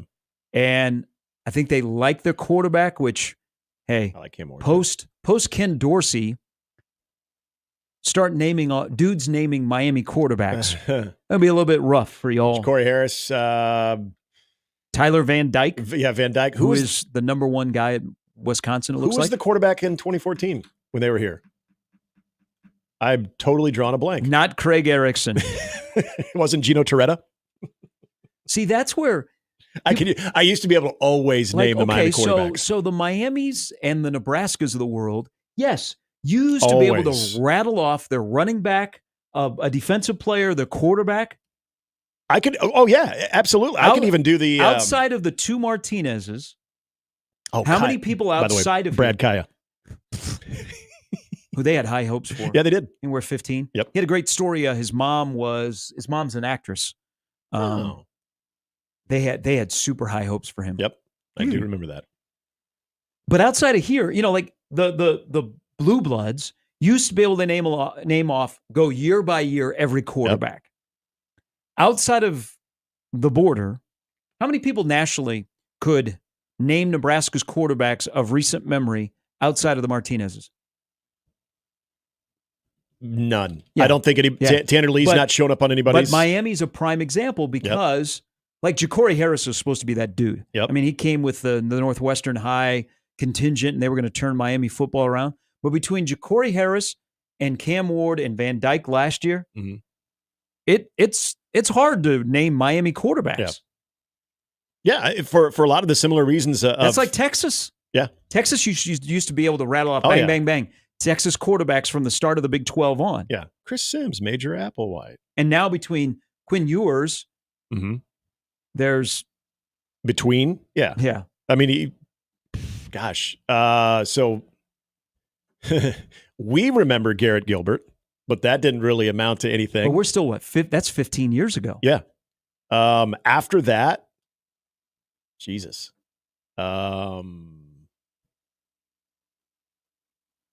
Yeah, I am. I'm drawing a blank. I mean, you could from Texas, like schools like Georgia and Alabama, you can bam, go 10 years back.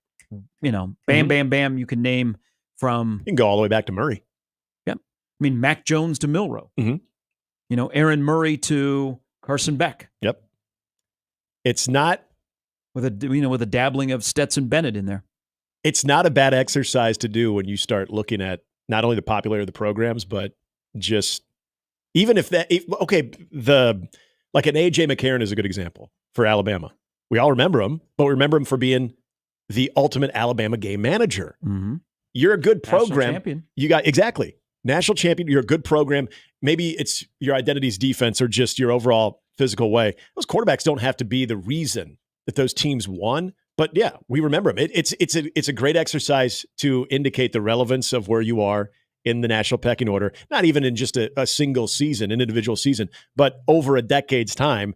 If you have a tough time outside of your fan base of naming the quarterbacks, chances are you have not been a top 10 or top 15 team for a very long time. Yep. All right, coming up top of the hour, we'll talk some Purdue football. Evan Bland, Jacob Bigelow is still to come. When we come back, name a quarterback at Iowa.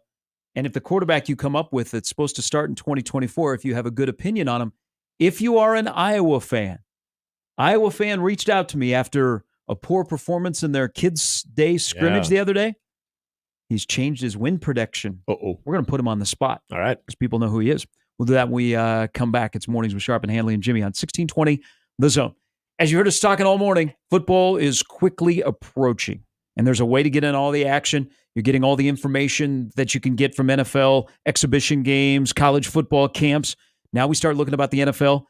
NFL future bets, whether it be Detroit plus 1,000 to win the Super Bowl, Nick.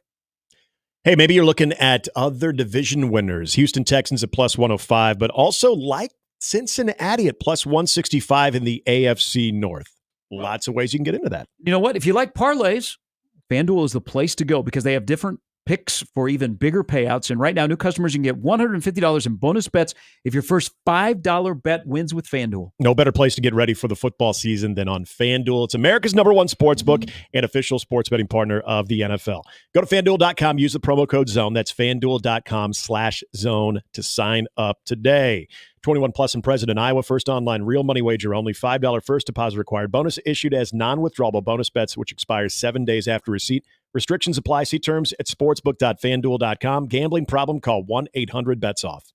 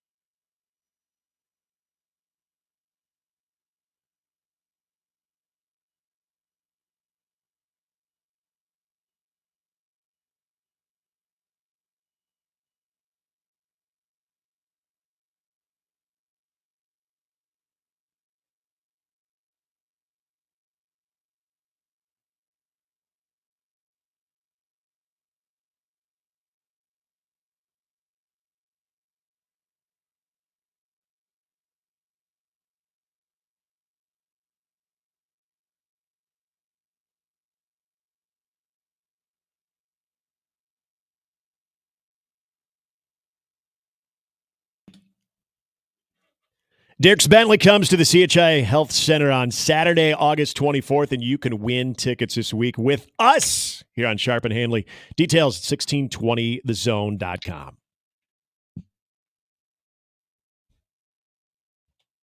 Can we engage in a Dierks Bentley conversation, or you guys Dierks Bentley fans? I got a couple of Dierks Bentley songs on my various playlists. Couldn't name one song in my life depended on it.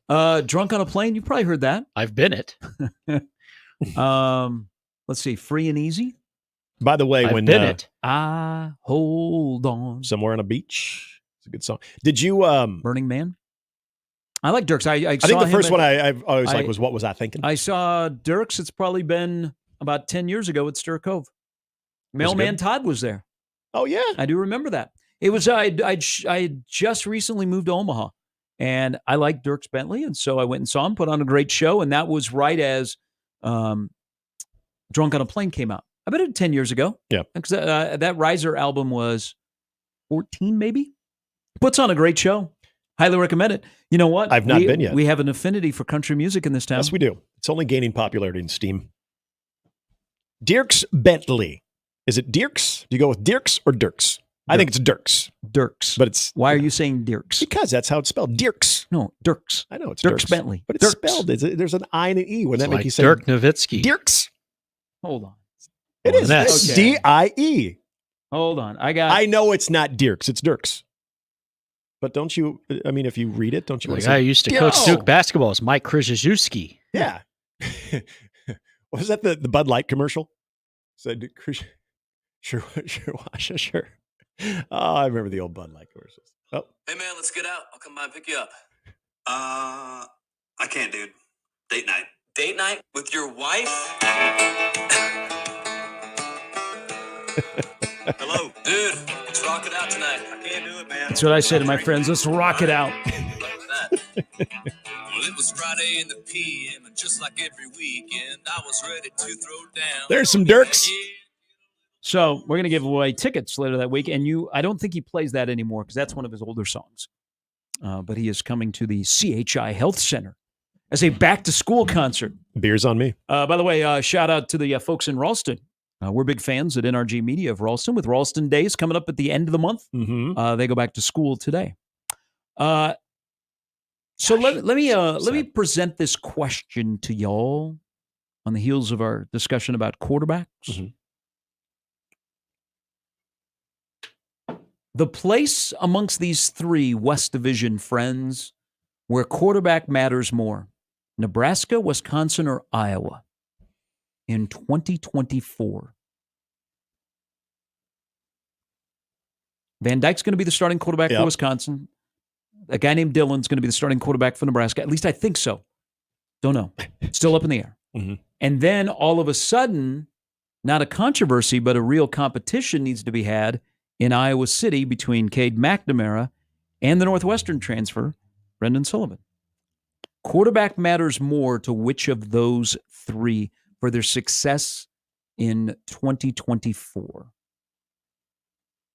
I'm going to say Nebraska. I actually think Wisconsin more than Iowa because I love Iowa's defense. I think their offensive line will be better. What held them back a year ago clearly was awful quarterback play. And what we saw in limited time from Brendan Sullivan was okay. I wouldn't say it was good. I wouldn't say it was Deacon Hill level. It was okay. For Nebraska... hold on here.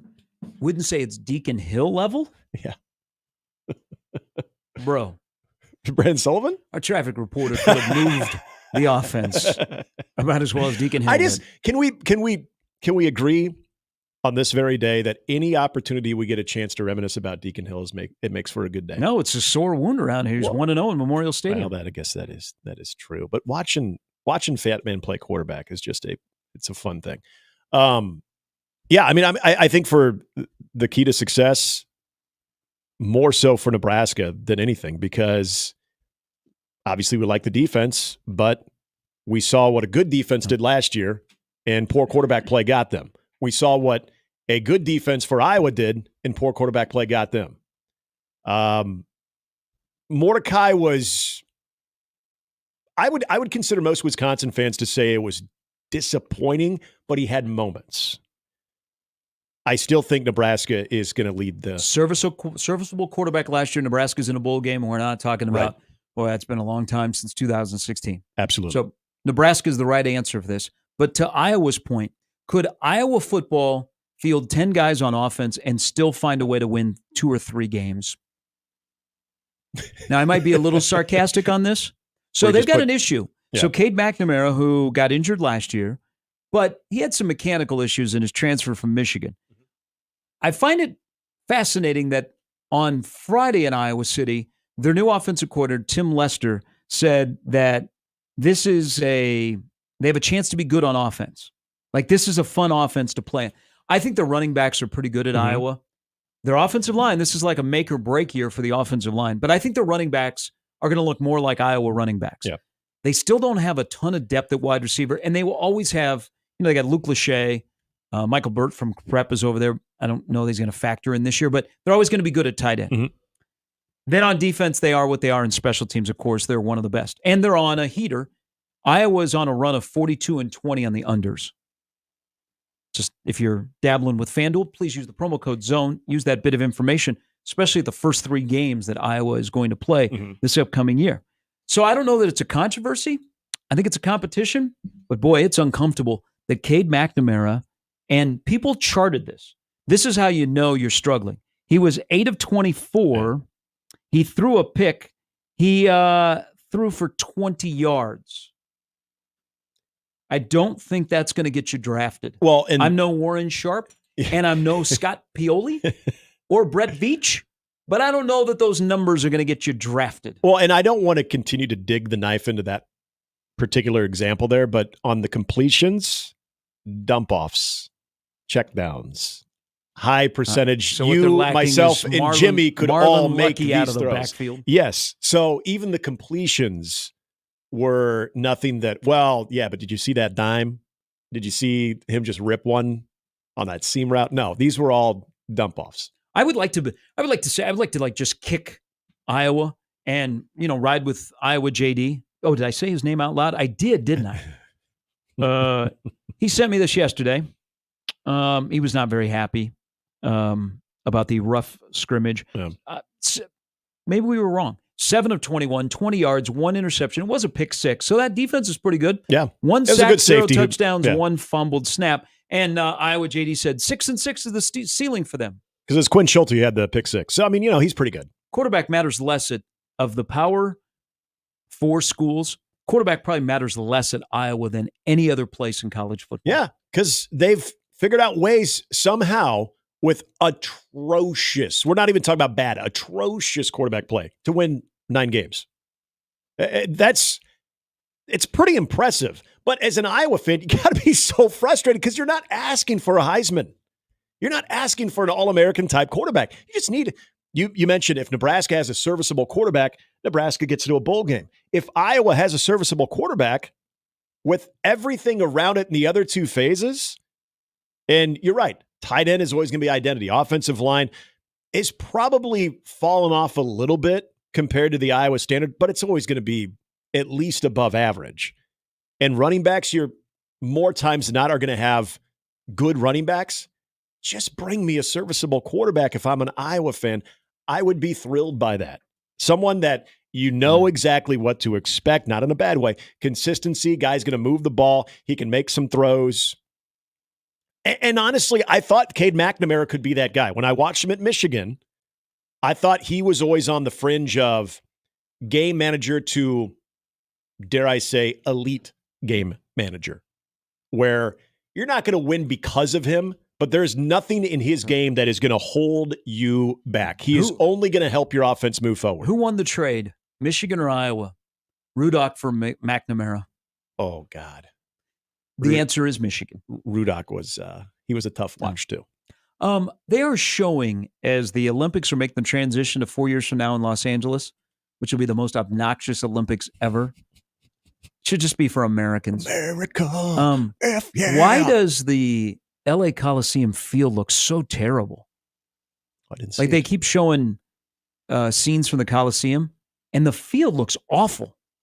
I mean, I know it's not in the greatest shape whenever you watch a USC game, but man, it looks terrible. Did it look burnt? I don't know. It looks like, like somebody's toupee. Oh, not great coverage? No. Like, whoa. I guess that's a great comparison to a field that doesn't look good. Looks like someone's toupee. I think I might go to the Olympics in LA. I mean, I would it's all love going to be to. very familiar venues. Well, we're going to be in Big Ten country, which will be great.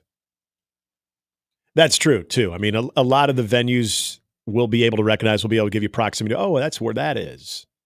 I know where that's at. But I'm just excited the Olympics is coming to a Big Ten city. That's just, I mean, come on. Well, the field looks, there's something I like, want to see it. Hey, great, Lincoln Riley. You coach at USC, but we're going to need to borrow your field for every day that you're not playing a game there because we have all kinds of other things going on. Just looks brutal. Now I'm sure they'll resod it and they'll do, put in a whole new field for the start of their season. But I'd like to bring a recruit into the Coliseum. Just don't look down. Just look up. Look at the torch. Well, at the how end of the they tarp the upper bowl. Maybe they'll just Yes. tarp the entire field. Quick question here. Speaking of Lincoln Riley, who has more pressure to succeed this year in year 3? Lincoln Riley or Brent Venables? I think it's Lincoln Riley. I truly do. I think Lincoln Riley after last year, at least Brent Venables made a jump from what was a disastrous year 1, where Lincoln Riley's almost kind of the opposite. Now you're transitioning into a new conference. You want to have that belief that not only with that new conference, if we're going to, well, especially with Oregon coming in with the clout that they have, that if you're going to be one of the teams in the top tier, that you've got the guy. I don't know. Maybe I'm misreading this. I feel like USC has a little bit more questions about the type of team that they're bringing into their new conference as opposed to Oklahoma, where I don't feel like Oklahoma's been overshadowed by the Texas part of this, in my opinion. So I don't want to, I know Oklahoma fans are going to take this very serious and expect Oklahoma to look the part, but I think the Oklahoma stock is a little higher with less expectations in their conference than USC stock with more expectations going into a new conference. So I think it is Lincoln Riley. And quarterback play's got to be good too. I would think though, if OU struggles in year 1 in their new league, you're going to get buried. If USC struggles in year 1 in Big Ten, it's not like they're going to get buried. Well, and that's now OU. I don't know if you looked at OU's schedule. Oh yeah, Well, they said, "Hey, welcome to the SEC." Yeah, it's rough. But if Oklahoma and USC both went 6-6, the reaction in Norman compared to Los Angeles, I think it's or vice versa. Well, I think OU it's a more concentrated fan base, so I think naturally you're going to get more criticism. But if you are honest about the team, the schedule, I think it's more problematic if USC goes 6-6. The thing is kind of interesting with one guy that left Oklahoma and compare these two, and they're both ironically this year going into new conferences. Their win total is the same, 7.5, and 8 wins at either Norman or Los Angeles. I would think would be a solid season. I would too, 100%. But if you do go 6-6, it heats up a little bit. Now, I think Joe Castiglione at OU is all in on Venables. They got a relatively new athletic director at USC. We'll see. I don't think there's much expected out of Oklahoma, kind of like what you're alluding to. Right. But I also don't think there's a lot expected out of USC, but USC can't be 6-6. But it also is kind of interesting that they've alternated good years in their first 2 years. Yes. Lincoln Riley had a good first year. Venables was better last year. And now they both go into year 3 with the expectations that have been lowered. It's a pivotal year. It's like that fork in the road. But if OU struggles, I think they get pushed further down. If USC struggles, USC in this league still could keep their head above water with the portal or a coaching change. Yeah, I would agree. Which would not be happening. I would agree with that. I think the context of what I'm about to say is going to be very, very important based on how the season looks. Did you struggle early? Were you competitive in the games that you lost? All those things that we talk about all the time. But when you watch USC, when you watch Oklahoma, especially Oklahoma with that schedule, when you look at Oklahoma and say, okay, is there that sense of belonging of, okay, they took it on the chin this year, but this looks like a team that can recruit to a high level that they can put themselves in an upper tier conversation within a matter of 2 or 3 years based on the leadership that they have and the way that they recruit. Same thing for USC. But I think you're right. I think USC's path, I think there's less panic because of not necessarily even the conference in the Big Ten, but the uncertainty of, we know Ohio State's going to be there. We know most years Penn State's going to be there. We believe Oregon is going to be there, especially as long as Dan Lanning is there. After that second wave of teams, there's still a lot of feeling out. Is USC part of that? I think, yes, they will be. And I think as long as they look that part, that's going to be okay. Oklahoma, again, if they're losing those games against their tougher competition, but they're there from a talent standpoint, there's not that huge drop-off. Remember when we watched Nebraska in the Big Ten that first year, when they would play, like when they played Michigan, you think, okay, they should be right there. And then you're watching those two teams play. It was like they're playing on a different field. I don't anticipate Oklahoma's going to look like that against some of their more tougher matchups. But are you able to hold your own? I think that's a 6-6, 7-5 season that gives Oklahoma fans maybe not the most heartburn when looking at that team. All right, when here in about 10 minutes or so, we'll talk some Purdue football. That's the first road game for Nebraska at the end of September. A lot of people have Purdue as the 18th best team in an 18-team league. That is not something I'd put a banner up for.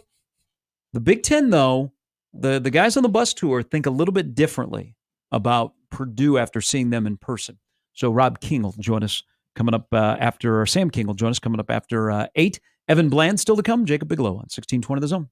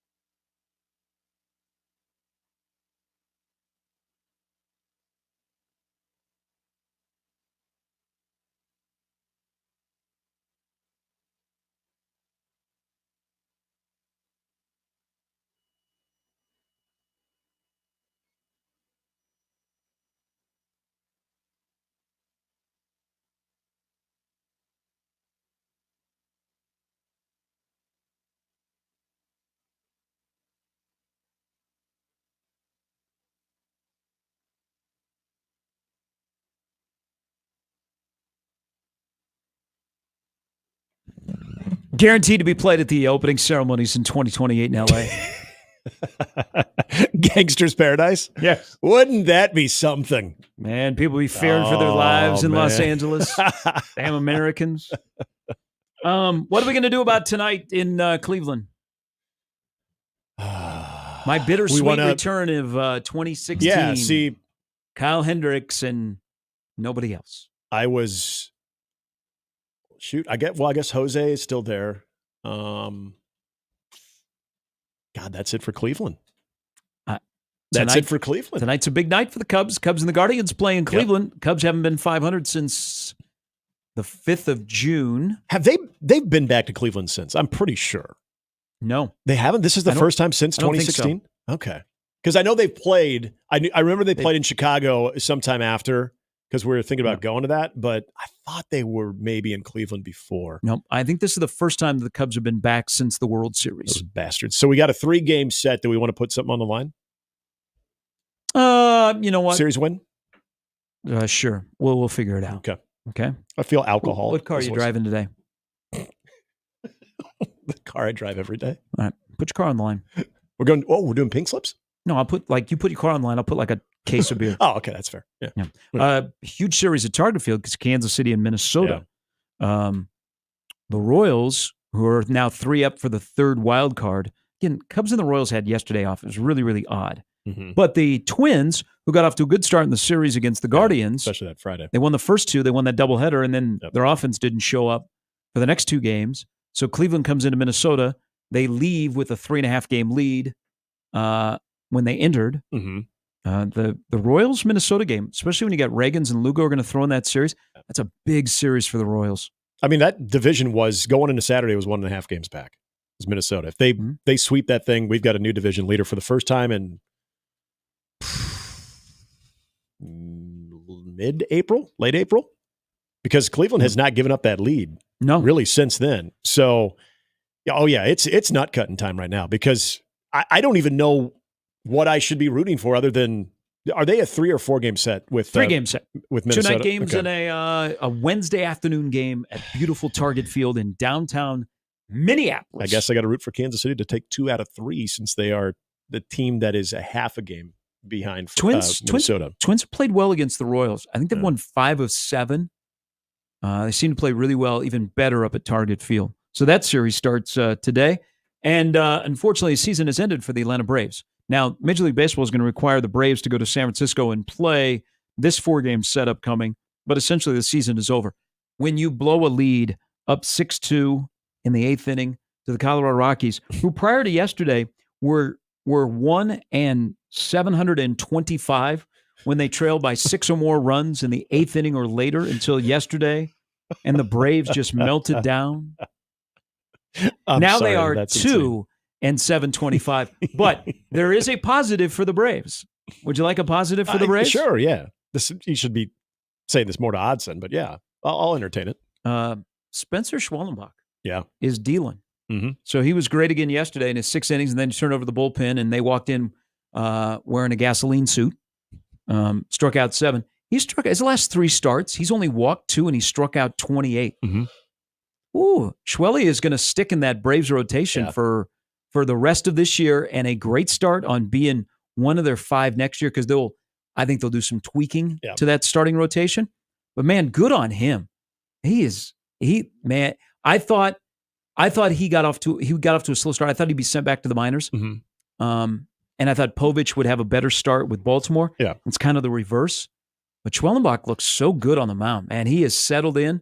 But that was not good for the Braves yesterday. You watched his, and I'm not trying to put this on, Jeff Christie or anybody, because when he was brought into Nebraska, if he wasn't dealing with the injuries, I know Ted Silva and Darren were going to let him do both. But his mechanics were extremely basic and almost he essentially looked like a shortstop that was pitching. Yeah, exactly.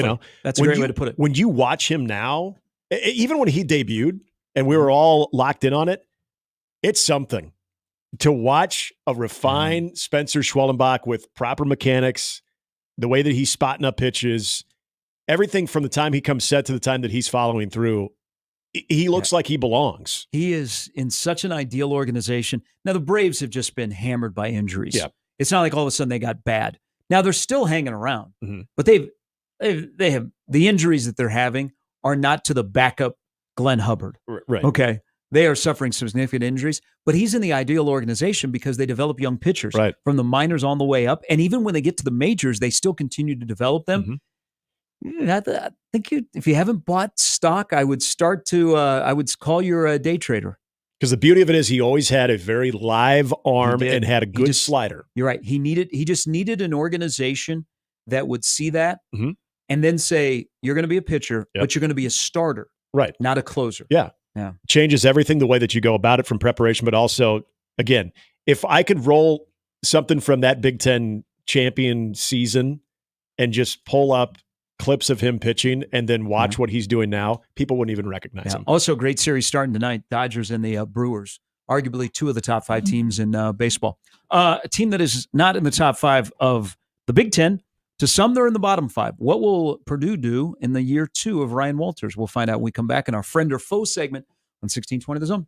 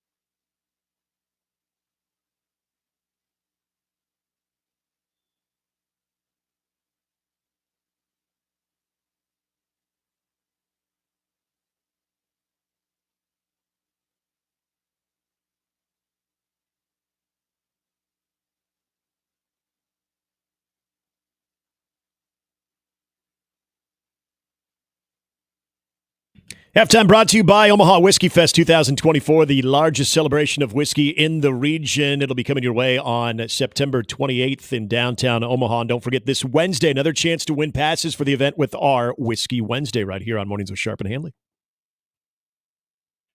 All right, time for Friend or Foe. We talked some Purdue football, where Nebraska will be on the 28th of September. Before that, as football is right around the corner, Purdue will have Indiana State, Notre Dame, an early bye on September 7th. And then they go to Corvallis, and they come home for Nebraska as we welcome in to talk some Purdue football, Sam King, who covers the Boilermakers for the Journal Courier. Good morning, Sam. Welcome back to 1620 The Zone in Omaha. Good morning. How you guys doing? Good. You know what the narrative is out there about Purdue, that in the expanded Big Ten, they're going to be near the bottom. But I keep looking at the difference in year one of Ryan Walters, Sam, when Purdue was at Nebraska last year, and they really struggled on defense. And then I watched Purdue at the end of the year where they had some momentum. They won 2 of their last 3. The offense looked like it was finding its stride. The defense had put its feet on the ground. Any way that momentum at the end of last year carries over to the start of this year with that difficult schedule to begin? I think so. The biggest challenge is going to be, as you mentioned, the schedule. But this is also a lot different team. I think there's something like 32 new guys on the roster, and part of that is identifying what wasn't working last year. And then clearly there's always going to be, in this day and age, transfer portal departures and things of that sort. But you're absolutely right. Defense was a problem. It seemed like Purdue would do something great last year on defense. A lot of sacks, a lot of pressure on the quarterback and forced turnovers, but you would offset that a lot of times by giving up a 30-yard run or a deep ball in the passing game. And so everything Purdue did that was good on the defensive side of the ball just kind of got washed out, because then you give up the big play. And that Nebraska game last year, I know, was a game Purdue felt like it could win. Obviously did not. And that was kind of the story. There were 3 or 4 games on the schedule where Purdue just, whatever it was, a big play here, a big play there, and that kept it out of bowl eligibility. And, last year, honestly, if Purdue went 6-6, that would have probably been a victory. Now it's how do you turn that around and get back to that point where, with the schedule, quite honestly, 6 wins is probably going to be considered a success and an improvement in year 2. But Purdue kind of highlighted a lot of the areas, mainly in the secondary, where it struggled last year. So definitely looks like that could be a situation where early on, last year there was no Indiana State to start the season. It was jumping right into, Fresno State, and then it was this big game after big game. I think that Indiana State game is going to allow a lot of guys to get college football experience and playing together experience in a game that should be a perceived victory. I know Hudson Card's accuracy is always going to be talked about, given when he's over 60% to compared to when he's under 60% in the record for Purdue, but also having a crop of wide receivers to throw to. Deion Burks now at OU, and you've got a couple other guys, pass catchers, that are no longer there at Purdue. What does that look like for Hudson Card, just going all the way back to spring and trying to break in a new group, knowing how important that aspect is going to be to this offense? Yeah, when you bring in Hudson Card, and he was injured last year a little bit, not to make excuses, but he played through a lot of things last year, and it showed sometimes. I think the Iowa game was a game that was right there for the taking, and he just didn't have it that day and didn't look 100%. But Purdue definitely went out and loaded up with weapons, hoping to give him some more guys to throw the ball to and make plays. Got a couple of receivers from Georgia who they weren't playing a lot at Georgia, but those guys have been around a national championship team and know what it looks like, and have earned rave reviews. Also, Jamal Edrin, who was going to be possibly the number 1 or number 2 guy last season, he tore his ACL on the second day of camp last year, and now he's back and 100%. So that's going to help tremendously. And it sounds like just the receiver room as a whole for Purdue, they're very pleased with not only the talent, but the depth. Purdue feels like it has, 7-8 guys that the first game of the season they could trot out there and they could play and look like they belong. So that's, probably the position that I'm looking forward to the most is, you hear all these things every fall camp, right? All these players that are looking great and lighting the world on fire. But then you get in the games and you're like, hey, whatever happened to that guy that coaches were talking about? So that is the position group I'm most intrigued to see, is what they're saying real when it gets to game time. So Purdue, as you know, Sam, they haven't had a 1,000-yard rusher since Corey Sheets in 2008. And a guy who I think from Nebraska's perspective, we want to check his transcripts because I think Devin Mockabee has been in West Lafayette for about 8 years. But his workload got bigger last year. What will his workload look like this year? Because they've also, as you mentioned, going into the portal to add to the wide receiver room, they've also added from the portal at running back to go along with him. Yeah, and, I think last year it wasn't a bad thing that Purdue didn't have a 1,000-yard rusher. And I know it sounds awful when you say it's been 2008 since that's happened, but last year, between Mockabee and Tyrone Tracy, Purdue actually led the Big Ten and Big Ten games only in rushing yards between the two of them. So it was a nice balance between Mockabee and Tyrone Tracy, and then Tracy gets drafted by the New York Giants, and you go out and get a guy who's similar in a lot of ways, and Reggie Love from Illinois. So I don't know if Purdue has a 1,000-yard rusher this year, but it might be an okay thing. It might be a good thing, balancing those two. And then Brian Walters says we're still looking for a third because in this league, you need 3 running backs. And at some point, you're probably not going to have all 3 running backs available and healthy on the same day. So definitely Mockabee is the number one guy there. Smartest thing that Brian Walters did as soon as he got the job was give that kid a scholarship because he was a walk-on. And I look at him now and think, how in the world did nobody in Division I football want this kid? But I think Mockabee's a kid that's going to cause a lot of problems for a lot of teams. And, for Nebraska's sake, it's happened a couple of years that they probably would welcome a Reggie Love getting more of the workload. But it's, it's going to be a 1-2 dynamic at least. It's not going to be the Devin Mockabee show. It's not going to be the Reggie Love show. And I think that Purdue needs to strike that balance of last year. Couldn't run early and was throwing the ball all over the place, and later couldn't throw the ball that well and was running well. You got to get somewhere in between those two things. Sam, the game against Nebraska last year, 2 guys really stood out. They're still on the defensive side of the football as well. Kyron Jenkins was, other than maybe throwing a couple of passes, I don't know what more he could have done for Purdue on the defensive side of it. And then, of course, the story of Dylan Thieneman and how he was at safety, and he had a big game against Nebraska as well. Those guys are back. When you look at this defense, how it's built, especially under Ryan Walters, the jump that it can make in 2024 is expected to be what? I would say astronomical.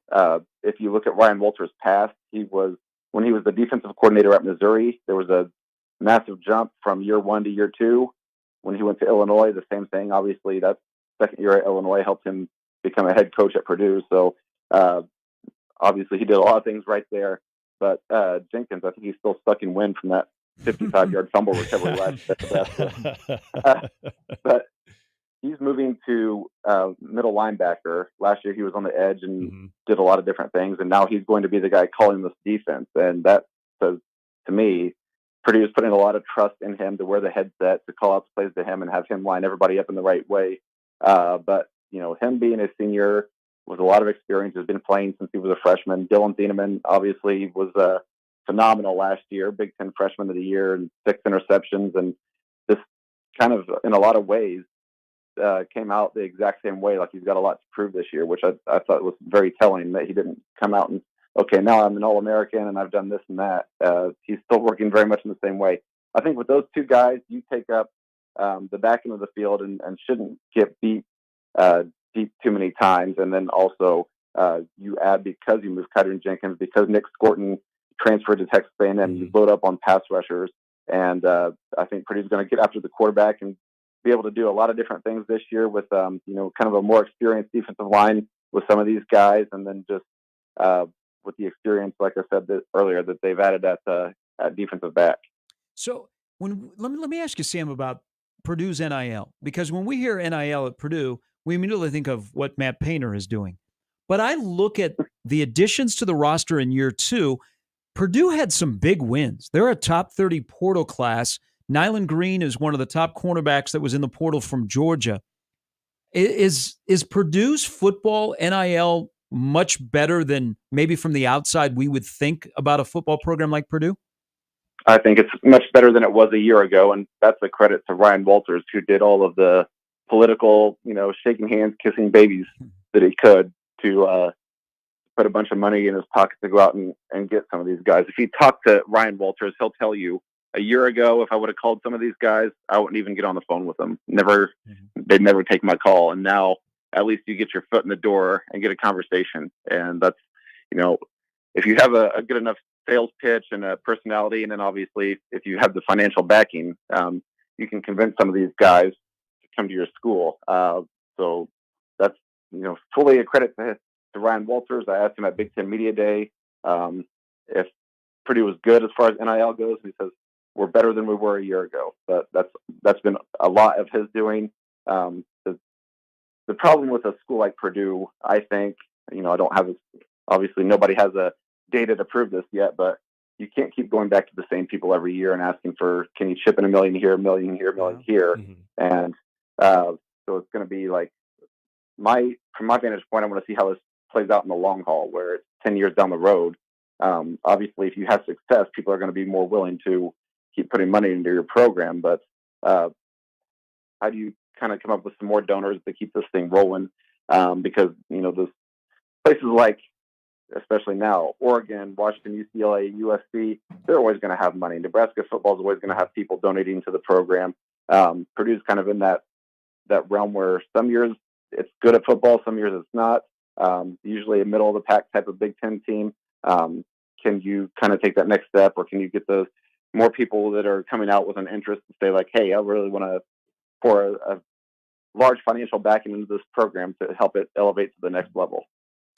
Sam, this goes back to last year, but I want to ask the question because I think it's kind of indicative of Ryan Walters, the buy-in that he's getting from his players. We learn more about a coach's personality, I feel like, when they're in the public more, they're making comments about various topics than they were as a coordinator.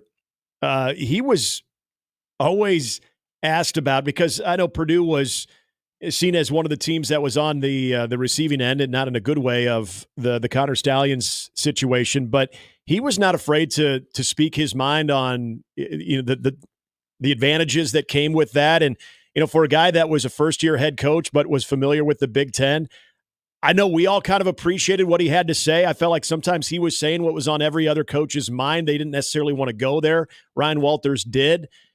I'm just curious about using that example, how that, first of all, went over last year amongst the Purdue fans, and also overall sending that message to his players that, he's going to stand up for them. And if he sees something that he feels is not right, he's going to back them, and he's going to, want to do that. How powerful that can be, again, with his relationship with his players going forward. Yeah. To me, Ryan Walters is, as far as head coaches go, like, brutally honest, maybe sometimes almost to a fault, but he's going to tell it like it is. And you go from Jeff Brom before to this, it's night and day difference. Jeff Brom would be the beat around the bush thing. Every guy was nicked and bruised, and and if somebody's injured, Ryan Walters will straight up tell you, yeah, he got hurt at practice Tuesday. He just kind of is a straight shooter in a lot of ways. And, even after saying that and then going out that Saturday and Michigan kind of putting it on Purdue, as Michigan did to a lot of people last year, he was asked after that game, do you regret making that comment? He said, no, it happened. We have video evidence of Connor Stallions, in our stands, taking video of our plays. Like, he's not going to say that it didn't happen when it did. He was asked a question. He answered it honestly, and then he stood behind it. But you're absolutely right. Like, he's going to go to bat for his players, and he's going to, at least in my experience, I don't think he's ever lied when he's been asked a question. He looks you in the eye, and he tells you how it is. And, sometimes, especially somebody in my situation, you may not like it, but he's going to tell it. Like, sometimes he comes off kind of as a jerk, but he's not being a jerk. He's just being who he is, which is an honest guy. And if he thinks you asked a stupid question, for example, he's going to tell you, which he did to me last week. And I just kind of was like, you know what, you're right. I didn't phrase that correctly. So now you didn't have a Deion Sanders type interaction, right? No, I thank the Lord every day, because when this all happened, people were asking, like, should Purdue hire Deion Sanders? And I was like, absolutely not. Not only would it not happen, but I just don't want to deal with that, sideshow circus act. That's a reasonable explanation that I think a lot of people share that as well. Sam, as always, we appreciate it. We'll see you in West Lafayette in a little over a month. Sounds good, guys. Thanks for having me on. That's Sam King, not to be confused with the former Purdue men's basketball walk-on Sam King. They're completely different. This Sam King writes for a living and is covering a football program that their talent is better. Their wide receiver room is pretty good. I know, give them a downfield threat that they didn't have last year with a little bit explosive in the passing game, but they still are in the bottom 4 tier of Indiana, Illinois, Northwestern, Purdue. Now, Nebraska plays 3 of those teams. Nebraska needs to go 3-0. Yep. Would you like to guess the line? Because some places it's out, other places no. The line when Nebraska goes to West Lafayette for the first road game of the year on September 28th. Nebraska minus 6.5. Put in that range. I'd be about 4.5. Yep. 4.5, somewhere in there. Now, the thing, Nebraska's only 3-3 in West Lafayette. And the series is what? 6-6 all time between Nebraska and Purdue. It's a 500 series. Most recent ones were the COVID year and then last year, obviously. But yeah, Purdue is, Brahms' record versus Frost, other than the COVID year, was obviously significant. But that was one of the more decisive victories last year for Nebraska over Purdue. I still have visions, though, of number 4 just running wild in that game. As far as Kydron Jenkins, that dude was everywhere in that game. Interesting that he's going to be moving now to inside linebacker because all the havoc he was wreaking in that game was on the edge. And then, Tiedemann, which the story was always brought up about what he was, where he came from and, as a former walk-on and all of that. But like that guy also, was so active. They got some pieces there. Knowing Ryan Walters as a defensive-minded guy, and I think when he got that job at Purdue, we all thought, wow, that's an interesting yet I think good, effective hire. But I don't think anybody thought in year 1 you were going to see Purdue just all of a sudden take off. It's going to be a process, but it's just one of those football programs. I'm glad you asked the NIL part of it because I just assume that they are so far behind the 8 ball when it comes to their peers in the Big Ten that I just feel like that's going to be a major struggle for that program moving forward, especially with basketball, like you said. Their most important game on the schedule to me is before they play Nebraska, when they go to Corvallis to play Oregon State. Imagine they'll be 1-1. Indiana State they open with, and they have a weird – I would hate this. You play a game, and then you have a bye week, and then they get Notre Dame, and I think that's in West Lafayette. I don't think that game's in Indianapolis. But then they got to go out to Corvallis to play a program that Trent Bray – they still got some talent, even though Jonathan Smith left. But it's on the road. It's against from the Tupac. But if Purdue is better than being in the bottom 4 tier, they win a football game like that on the road. Yep. And then they come home to play Nebraska, where, I think Nebraska will be about a 4.5 to, you said 6.5? Yep. This is also an interesting year for Ryan Walters. So the NIL portion he's gotten figured out. If he can coach and if they can make a bowl game, would he get a call from Boulder? Former CU defensive back. He's been a head coach for 2 years. Defense took a major step back last year, and that's his strength coming from coordinating the defense under Bielema at Illinois. But if they even went to a bowl game and they had an opening at Colorado next year, not the following year, but next year, would he get a call? Because he got mentions when it was open before Deion Sanders took it, and I think he looked at Purdue being a better path. He wanted to be the next guy at Colorado. Yeah. And I think he would. I think, first of all, if you're Colorado, you'd be foolish not to, because a bowl game for Purdue in year 2, given that where that program and many of the preseason predictions have that team, and still a lot of the uncertainty with Hudson Card as far as, do you trust that he can trigger your offense? He can do it in a consistent manner or not? But also, if they're slowly building that defense back up under Ryan Walters, mentioned some of those guys that'll be key to that. There's also a Karlaftis in that defense, which I swear they just keep churning those guys out too. You're right about Mockabee, by the way. Could not believe he's still around. You guys saw him too. Skinniest legs in the Big Ten, right?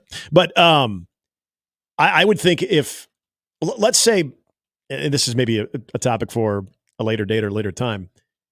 Colorado moves on from Deion for various reasons. That wouldn't you look for a guy like Ryan Walters who does have a little of that moxie? Like he isn't afraid to speak his mind. We saw that front and center last year during the whole Michigan and Connor Stallions thing. And I love the fact that he did not shy away from that, even after they got their butts kicked by him. You're getting a little bit of that confidence, a little bit of that outspoken vibe, but it's not at the same level as what you get with Prime. That I would think, here's a guy that's got some coaching chops. He was a coordinator. He's a very successful coordinator. And then now he's had 2 years of running a football program. And in year 2, he was able to get them to a bowl game in a very tough, wide open conference in a tougher schedule. I think that would be the prime target for Colorado. Notre Dame at Oregon State, Nebraska at Wisconsin, at Illinois, Oregon. Mm-hmm. That's before their second bye on the 26th of October. Yeah, the schedule's brutal. Ohio State, Penn State. They need to be 2-1 before they play Nebraska. All right, Evan Bland, who right now is unbeaten. The season hasn't started. He'll join us next from the World Herald. We got lots to discuss. Nebraska begins what I think is the week of the week before game week is exciting. Game week, of course, is on a whole different level, but this week is kind of like, just don't get anybody hurt. Yeah, that's the biggest thing. Yeah. We'll talk to Evan Bland coming up next.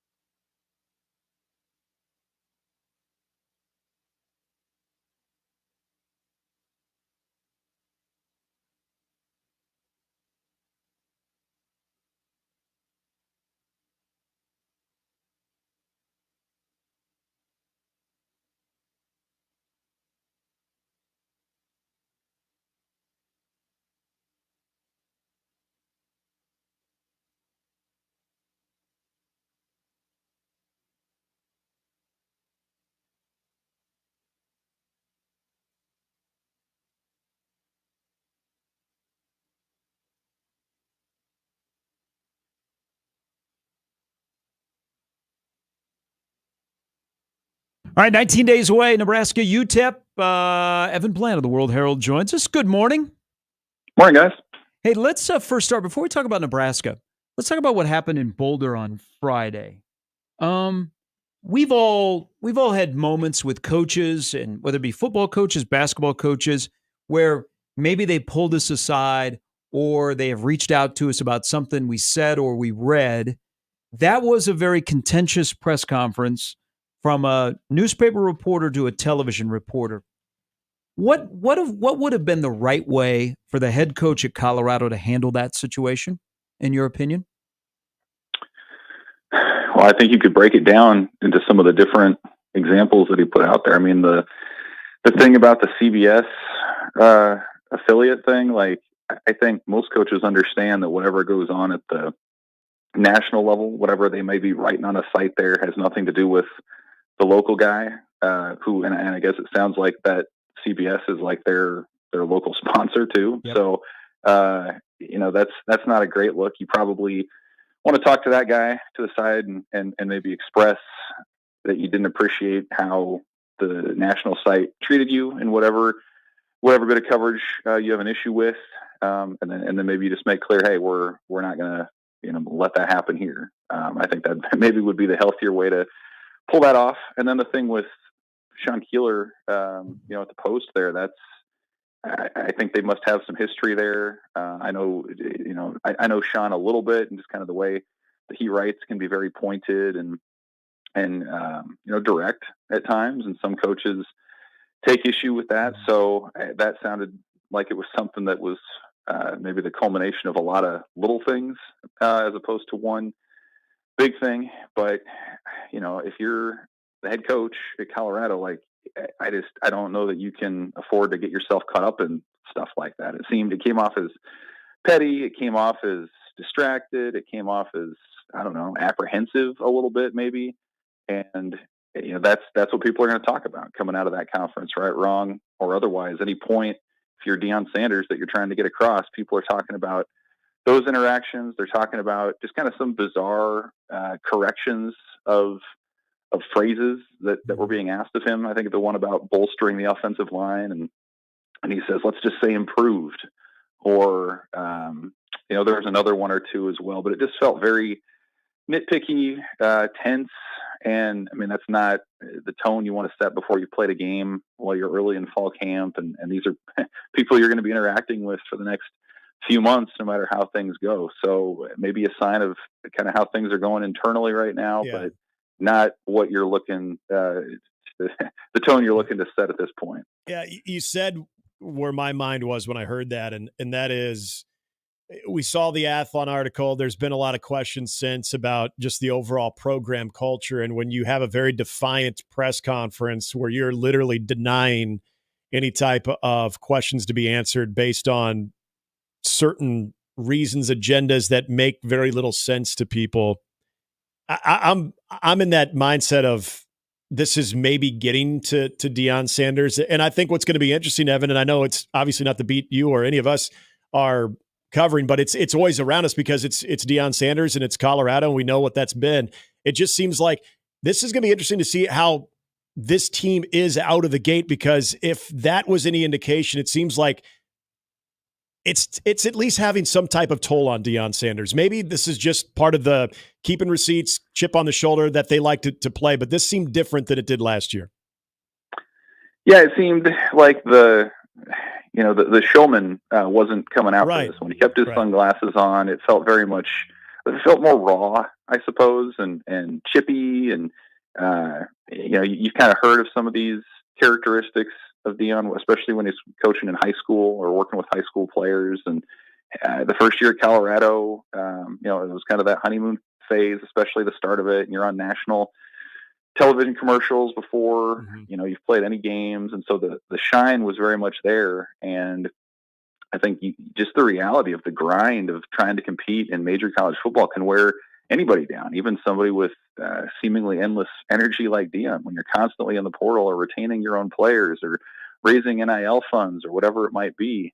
You can just tell there's this kind of a wearing down effect on what he's going through right now. And so, I mean, I think it also is reflective of the fact that he hasn't been a coach in a major program before, because the general fan has no interest in beefs between coaches and local media. Like they want to see how their team's doing. They want them to play well, and they want to hear what's going on. And so to kind of divert that into a sideshow is off-putting, I think, to general fan base, and sort of additionally undercuts some of the efforts that you're trying to make to promote your school and to raise funds and things like that. So, maybe they come out strong and this all becomes sort of a blip on the radar. But I think it's just as possible that this is maybe, a little bit of foreboding about what season might be in store here for Colorado. Hey, let's read some body language. Because Corcoran will be back today, or scheduled to be back today. So on the open practice on Friday, and then in the scrimmage, you got a Gunnar Gatula, and then you got a Grant Segrin. So you got two Nebraska guys that are replacing a Nebraskan that got injured, but one guy from Class A, another guy from C2, and then there's Turner Corcoran. Read me the vibe that you got from Matt Rule, Evan, on how he talked about Gatula, but that position in general after the injury a week ago today to Teddy. I think they realize that they have some guys that they like long term, but that you want to keep Turner healthy. And I think when you lose a guy like Teddy, it does put into focus a little bit more the fact that you don't have a ton of depth there. And so, like, as we saw at the open practice last week, and as it played out in the scrimmage, like, they're getting as many reps to a guy like Gatula and Segrin as they can. Because those guys maybe weren't in their immediate plans for this season right away, and now they are with Teddy going down. And so you want to keep Corcoran as healthy as you can, and he's still coming off of his own foot injury and things that's kind of been limiting him off and on really since the end of last season. And so I think you still feel pretty good about what he gives you. I think he was vying to be the starter even before Teddy went down. But beyond that, again, you can kind of, look behind you on the depth chart and say, man, I like what Gatula and Segrin can be down the road, but game two in the third quarter, I mean, maybe.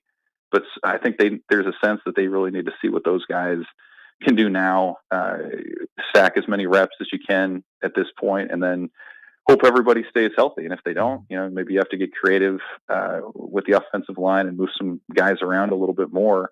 But it's a manageable situation, but it's one now where I think Nebraska realizes you just can't afford any more injuries at that spot if you want to perform at the level you're hoping to on the line.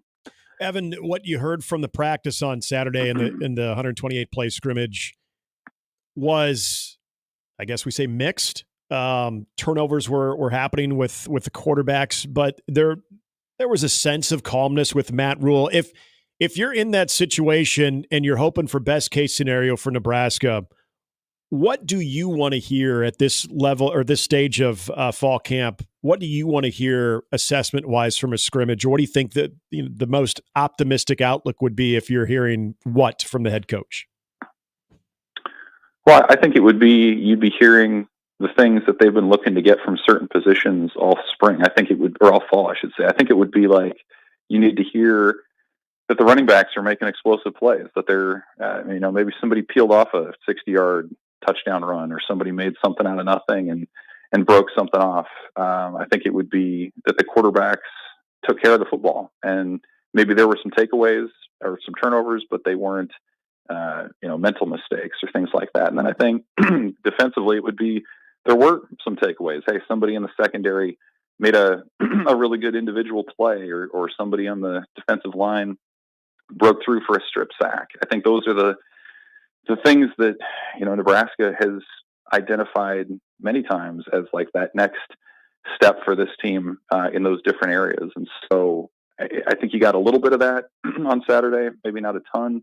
And, there were no specifics when it came to the quarterbacks. You kind of heard some general assessments of how they played. But there really was there were no names put out there as sort of standouts at those positions.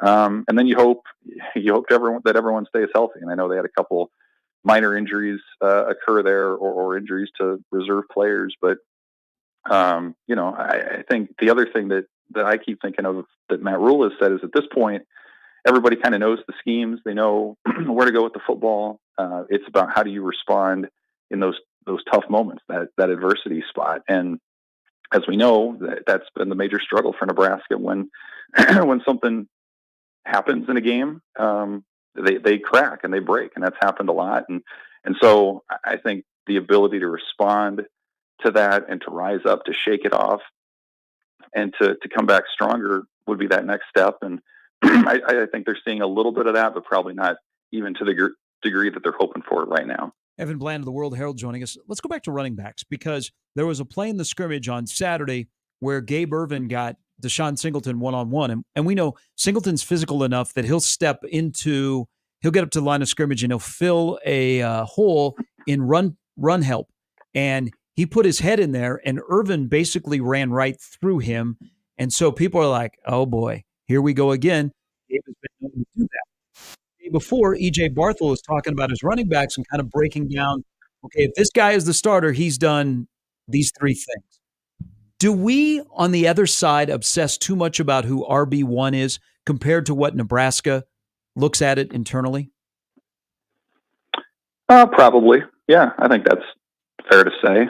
They didn't seem, the coaches, Barthel and Rule and so on, they don't seem overly concerned with having one feature back step out. And, you hear it a lot in the last year, like, sure, if that guy emerged, that one dominant star, like you're going to take that and run with that. But like, I think there's a realization that that's maybe not this group, that if you do have 4 guys, if you throw in Dante Dowdell, that can contribute and help win you games in October and November and have that depth. I think the depth is important, certainly from an injury standpoint, but I think this group of guys, they all have kind of their own skill sets too. I mean, Ramirez, the straight line speed guy, Irvin's sort of the muscle. Emmett Johnson can make some plays out of the backfield and make you miss a little bit more. And, Dowdell's a little bit bigger, between the tackles presence. So like they all have kind of their own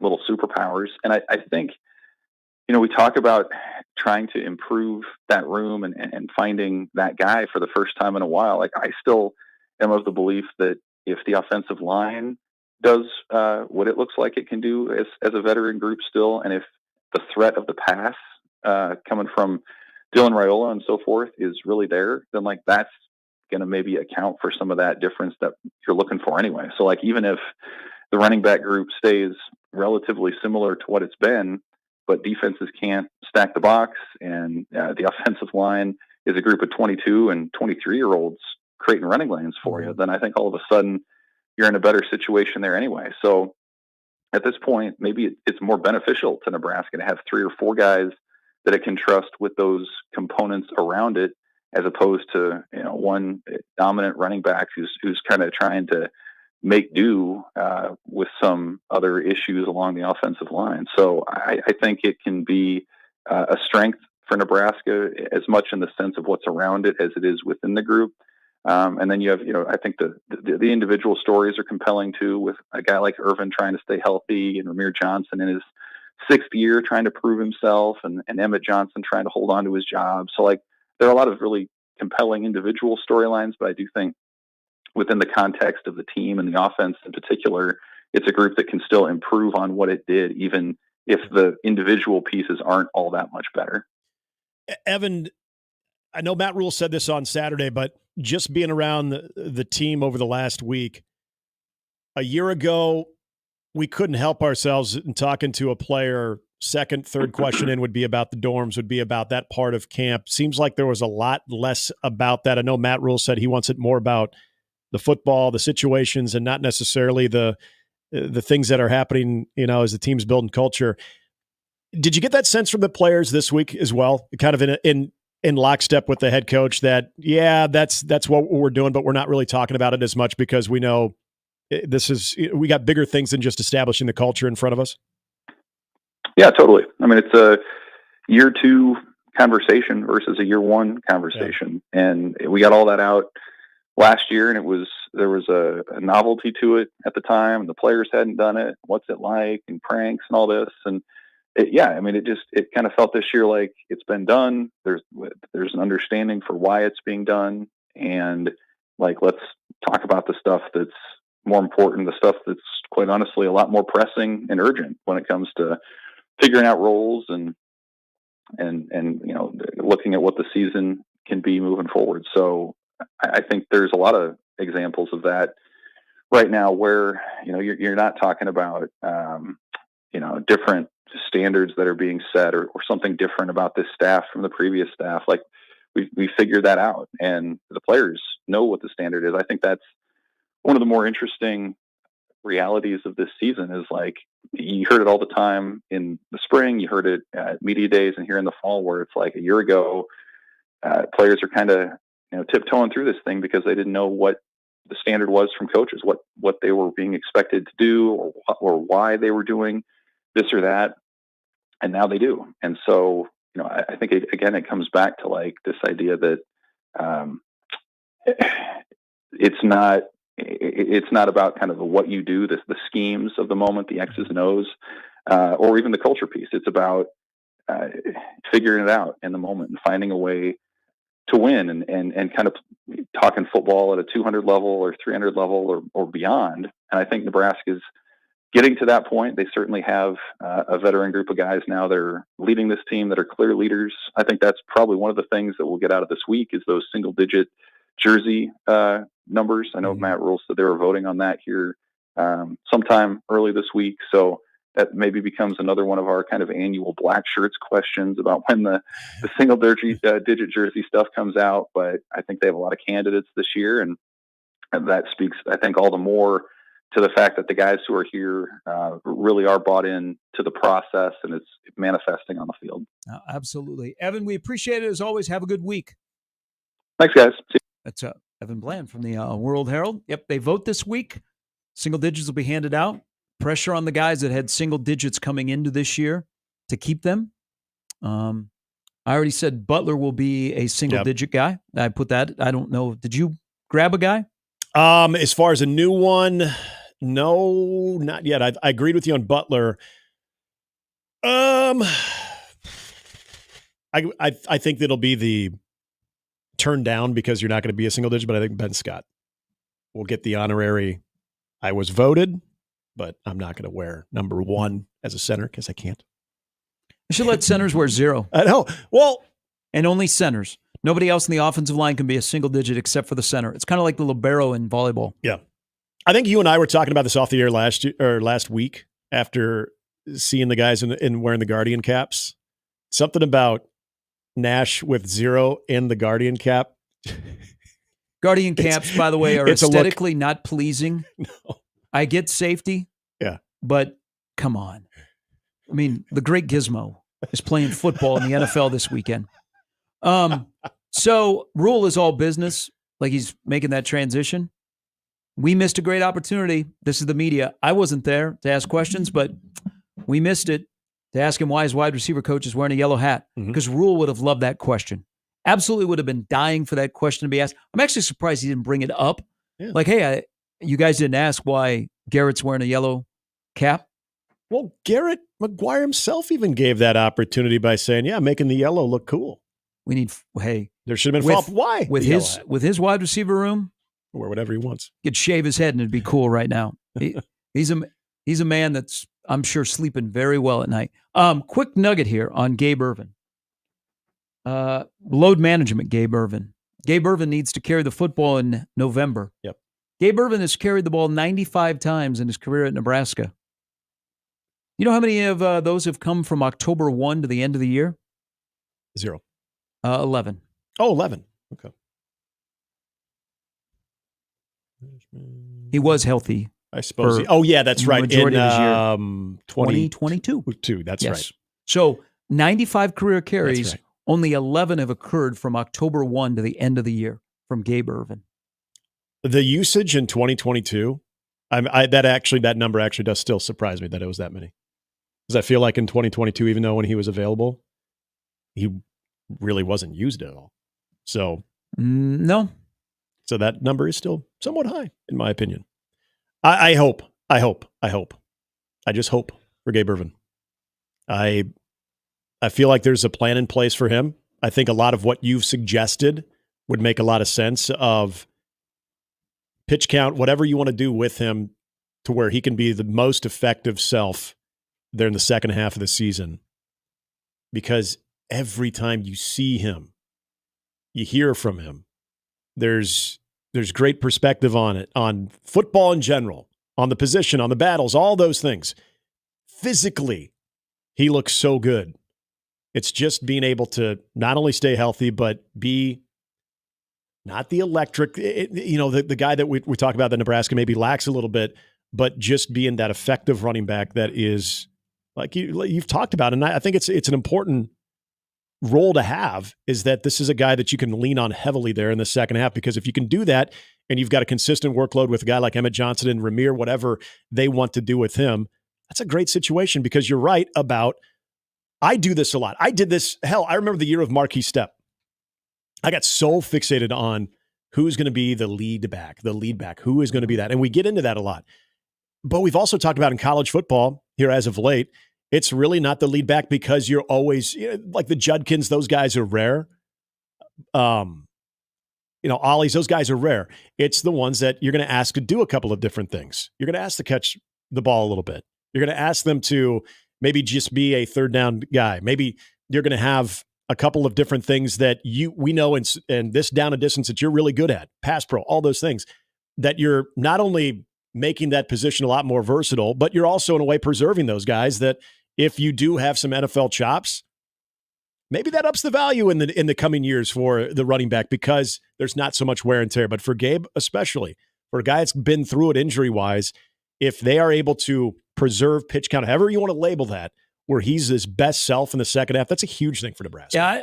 Yeah, I say that, and then I'm like, Rule loves Gabe Ervin. Mm-hmm. Remember last year, they were ramping him up. So he carried the ball 7 times against Minnesota. He was their workhorse against Colorado. And then they started to throw him the football against Northern Illinois, and he carried double figures in that game, scored a touchdown in that game. But Rule also feels a personal responsibility to Gabe Ervin. Yeah. I can understand that. Probably not what you're thinking. Matt Rule made a major mistake last year with Gabe Ervin. Why in the Northern Illinois game was Gabe Ervin still in the game? Okay? Yeah. So that bugs Rule. That was unfortunate that Ervin was still in the game that late and he got injured. Thinks about that. So think about that when you start to see who gets carries and what they do on their offense. But he had a run on Saturday that people were talking about that lowered his head, ran through Singleton. People got excited. It looked like a guy that could run the football in November in the Big Ten. But he's run the ball only 5 times of his 95 carries in the month of November. Jacob Bigelow, still to come. We'll get some tweets and some emails on this Monday show when we come back after this on 1620 The Zone.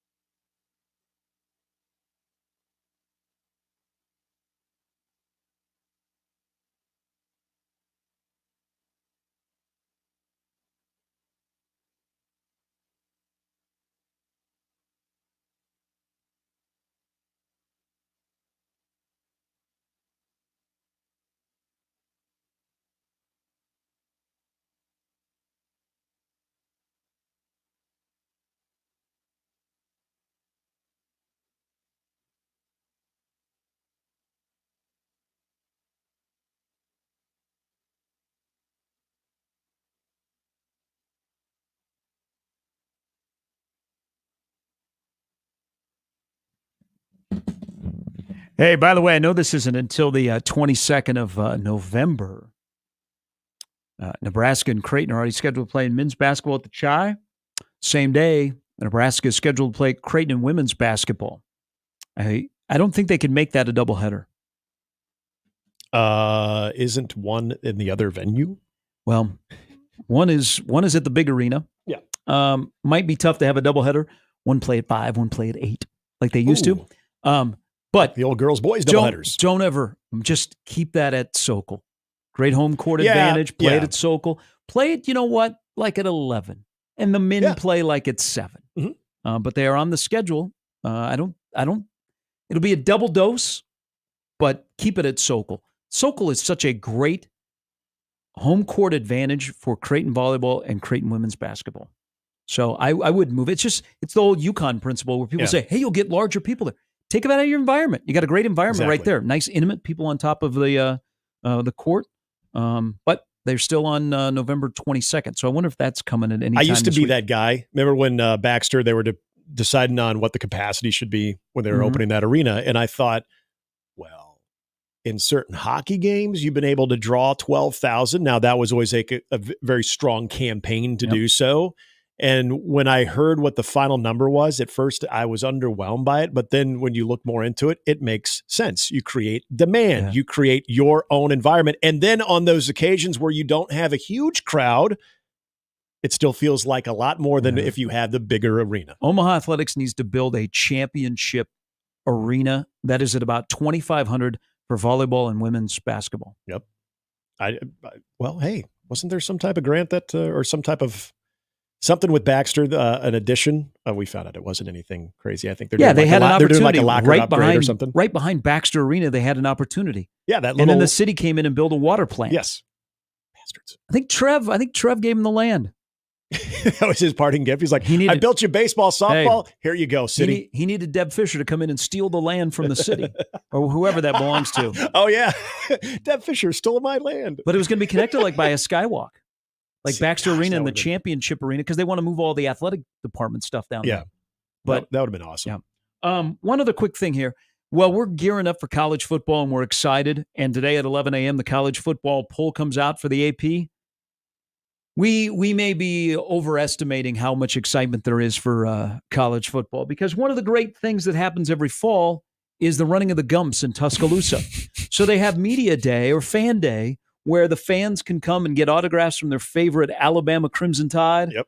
They used to line up for miles for Saban. But what they do is they blow a horn. Of course they do. And the gates open up and it is the running of the Gumps. Like the guy that is in his mid-50s that's got 7 footballs. Yeah. He's running and he's got a Bear Bryant tribute shirt on. And it's barely covering his tummy. He sprints to where Saban is. I saw a video this weekend. It was like a walk. Oh, they blew the horn. Excited?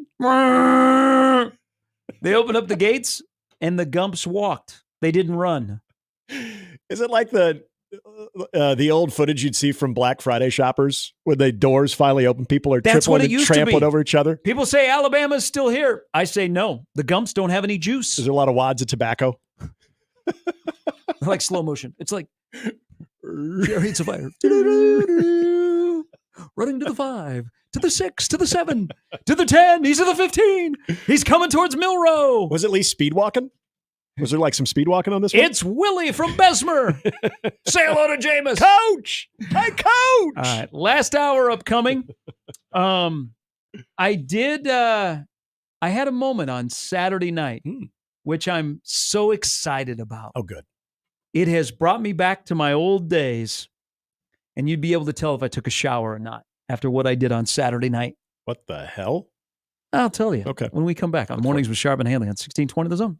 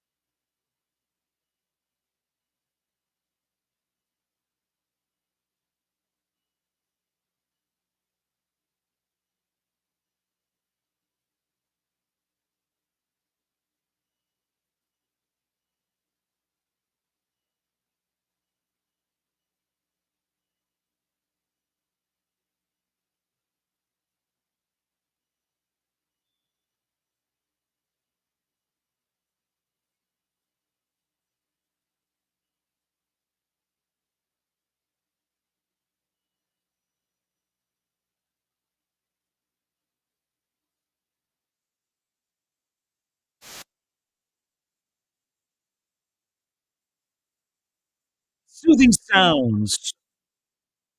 Good musical choice, Jimmy. Tickling Well, the welcome ivory. in, Jacob Bigelow. Good morning. Good morning, gentlemen. How are That's we? a hearty good morning there, Jacob. I know. What have you been doing? You've been up early. No, just another Monday morning. Watching a little Mary Lorette video? No, I may be sick. I'm not that sick. I'm not going to be longing that much for the Olympics, but don't. Just got a little pep in your none step. of that. You got some pep in your step today.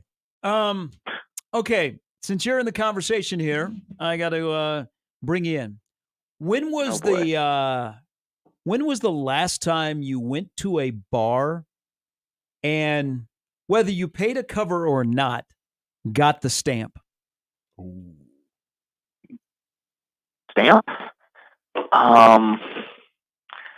See, I haven't gotten stamped in a while. Now it's just I've just gotten like an X marked on my hand. Like I haven't gotten stamped. I've just gotten like Sharpied. No stamps. That's why the other night I was at a bar in Blackstone, and I was so excited.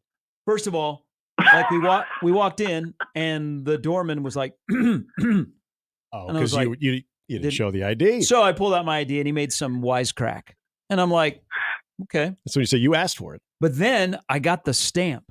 Like when you're 21 and you get the stamp, you don't ever wash it off. No. You like go around and you make sure people can see that you have the stamp on the top of your hand. Then the next day, people know you are out and being social. Yes. Yep. I was like, we are back in America. Mm-hmm. I was so excited because I bet I have not gotten a stamp for going into a bar. Because a lot of people do the Sharpie now. I bet it has been 25 years.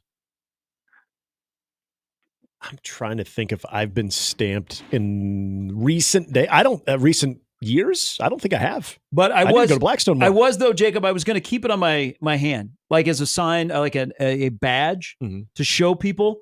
Like, I got to go somewhere after the show, and I'm going to, show people, and they'll be like, "Oh, okay, you're a partier."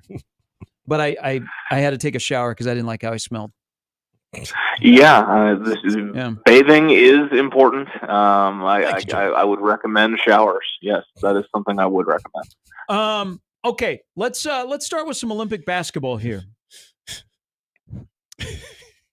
I remember I'm a hygiene guy. This all made sense because the way that you set that up in the previous segment, I had absolutely zero clue where you were going. Now it all comes together. Hey, what's your feelings on, we had a competitive men's gold medal game, competitive women's gold medal game, but at the end of the day, the USA was standing on the podium holding the gold medal.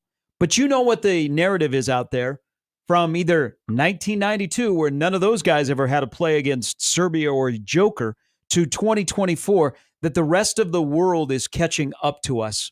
Fair or foul? Mm-hmm. I mean, it's hard to say. I mean, the women's final being as close as it was definitely more surprising. I mean, they have 8 straight gold medals and haven't lost a game in the Olympics since before I was born. I'm pretty sure. So that was the more surprising of the two. But I think it's fair. But I mean, I had this conversation with a friend of mine yesterday. Like, why is the U.S. talking stuff? Why are they they should be the betting fair? I'm like, that they have heard that narrative. The world's catching up to them. Jokic, Doncic, Giannis. Is the world catching up to the U.S.? They've heard that these last couple of years leading into these Olympics. So that's why they were egging on the crowd to boo Joel Embiid while he was doing the DX crotch chop when he got his gold medal on Saturday, because they had heard they've heard that narrative and they still overcame it, and thanks to a little guy who decided to go nuclear for 3 again. But they still did the thing. They still took care of business, and they're where USA basketball should be, on the top of the podium with the gold medal around their necks. Would we think about this differently? Do you think there would be less buzz had the United States team not gone through the semis and the gold medal game the way that they did? That drama, the 17-point comeback against Serbia, and then just the seesaw affair that took place really right down to probably the last minute and a half of the gold medal game against France. If those things are blowouts, how are we talking about this? Is there more reverence to what they did, or are we just sort of ho-hum about it? It probably is a little more ho-hum, business as usual. Oh, they did what they're supposed to. But I mean, we'll gladly take a little, added drama. I saw that that game popped up, 19.5 million, 19.5 million viewers, most watched gold medal game since '96. So there was definitely some intrigue and plenty of eyes on it, including all 4 of mine on Saturday afternoon. Oh, I get it. I see what you did there. Well played. Well played, my friend. That was really good. But here's the thing. They had their chance. They did not win. They missed their chance. And I don't know if France, because I could see the U.S. and France in men's Olympic basketball going at it again in 28. There is so much young talent on the men's and women's side that are in the U.S. that it's not like we're going to go away. I love that we have helped with resources and attention around the globe in the game of basketball, both men and women. But at the end of the day, we have more depth in this country, and we have young talent that's coming. I mean, 2028, Caitlin Clark, Angel Reese. 2028, Cooper Flagg, more Devin Booker, more Anthony Edwards. I mean, I love that basketball is great around the world, but we still are the best. No, I agree. Yeah, I mean, depth is the key word. I mean, when you looked at some of the the rosters in the the Olympics that were thought to be a threat to the U.S. People talked a lot about Canada because of the guards they had, but they didn't really have any serviceable big men. When you saw Serbia, they had Jokic and the Bogdanoviches, but outside of those two guys, I mean, it's a bunch of guys who they made the shots that they got in that semifinal. But I mean, depth trumps all on the world stage in basketball, and the U.S. definitely has the most of it. We asked this question, or Gary and I were talking about this a few weeks back about. And this was a golf conversation between majors and gold medals for a guy that wins this major or wins multiple majors as opposed to maybe multiple gold medals. Now, Xander Schauffele didn't repeat. Scottie Scheffler does. From the basketball side of it, I know that you would rather be carrying a championship trophy. Anything that's done within the league is probably going to resonate the highest. How high up, though, do you think a gold medal when it comes to professional basketball players that have played at the highest level, that have played for a championship or at least multiple championships, like your Steph Currys, like your LeBron James, that have been in those moments, where do you think the gold medal resonates for those guys? I mean, it's definitely up there. I mean, and there's a reverence not just for being a part of Team USA and being a part of a gold medal team, but I mean there's a reverence for guys who the Olympics is where they stood out the most. I mean, I think Carmelo Anthony, he's remembered very fondly for Olympic Melo and how he was during his time with Team USA, and he was courtside for the semifinals and the final, and he was in a bunch of Instagram posts from guys on the team, all sorts of stuff. And I think the gold medal is definitely it's not at the top of the list. Obviously, you want a ring, you want to have that Larry O'Brien trophy in your hand, but I think a gold medal and everything that comes along with it is definitely up there in terms of things that guys aspire to have on their resume. I would still take a world championship over gold. Oh yeah, every day. Yeah, I think as a team champion, like Curry, is Curry going to all of a sudden, I got my gold, it trumps what I did with the Warriors? Well, speaking of Curry, who they don't win the gold without him. I mean, he was ridiculous. I think the greatest shot that I ever saw Curry hit was the half quarter in Oklahoma City 2016. The one he hit to make it to go from 93-87 to 96-87 on Saturday is like maybe 1B. Yeah. But as people have seen him and they know him, let's do a little ranking here. How far is the gap between Kobe and Steph all time? Ooh, that is not where I expected you to go. Wow, that's quite the debate. It's probably pretty close. I mean, it's closer than people would want to admit it is. I mean, I don't have a definitive answer. I wasn't. I'd have to think some more on that. But I will say this about the Curry performance. I mean, I was watching that game on Saturday with some friends. I mean, that last shot that he hit. I mean, we all almost jumped off the couch after he hit that last shot. And I think on top of everything, I mentioned this on Twitter yesterday, not just for Steph to have the game he had, but then to also have a hoodie with night night in French at the ready to put on and party in after Nui after winning a gold medal. I mean, that's just the cherry on top. He was ready, and he 17 threes combined in his last 2 games. That's pretty damn good. That'll work. So as we say goodbye, I know it's kind of sad. Gary was mentioned this earlier. I would agree that whether it's when you wake up in the morning or when we get home from work and we've got just whatever we want to watch in the Olympic sports on, what was the one or a couple of Olympic sports that you just found yourself not being able to turn away from, that you just didn't think you would ever be interested in? Because I added a new one to that list this last week in breakdancing. Yeah, I did not. I wasn't able to tune into the breakdancing. I didn't. I kept it pretty. Big event heavy, but I still enjoyed it. I was locked in on swimming, track, basketball, the volleyball and the beach volleyball too. I was watching that a little bit, but yeah, I did not was not dabbling in the break dancing or table tennis or any of that, unfortunately. But I still really enjoyed the Olympics, and I am pretty bummed that it's over. All right, the face of men's Olympic basketball in 2028 will be?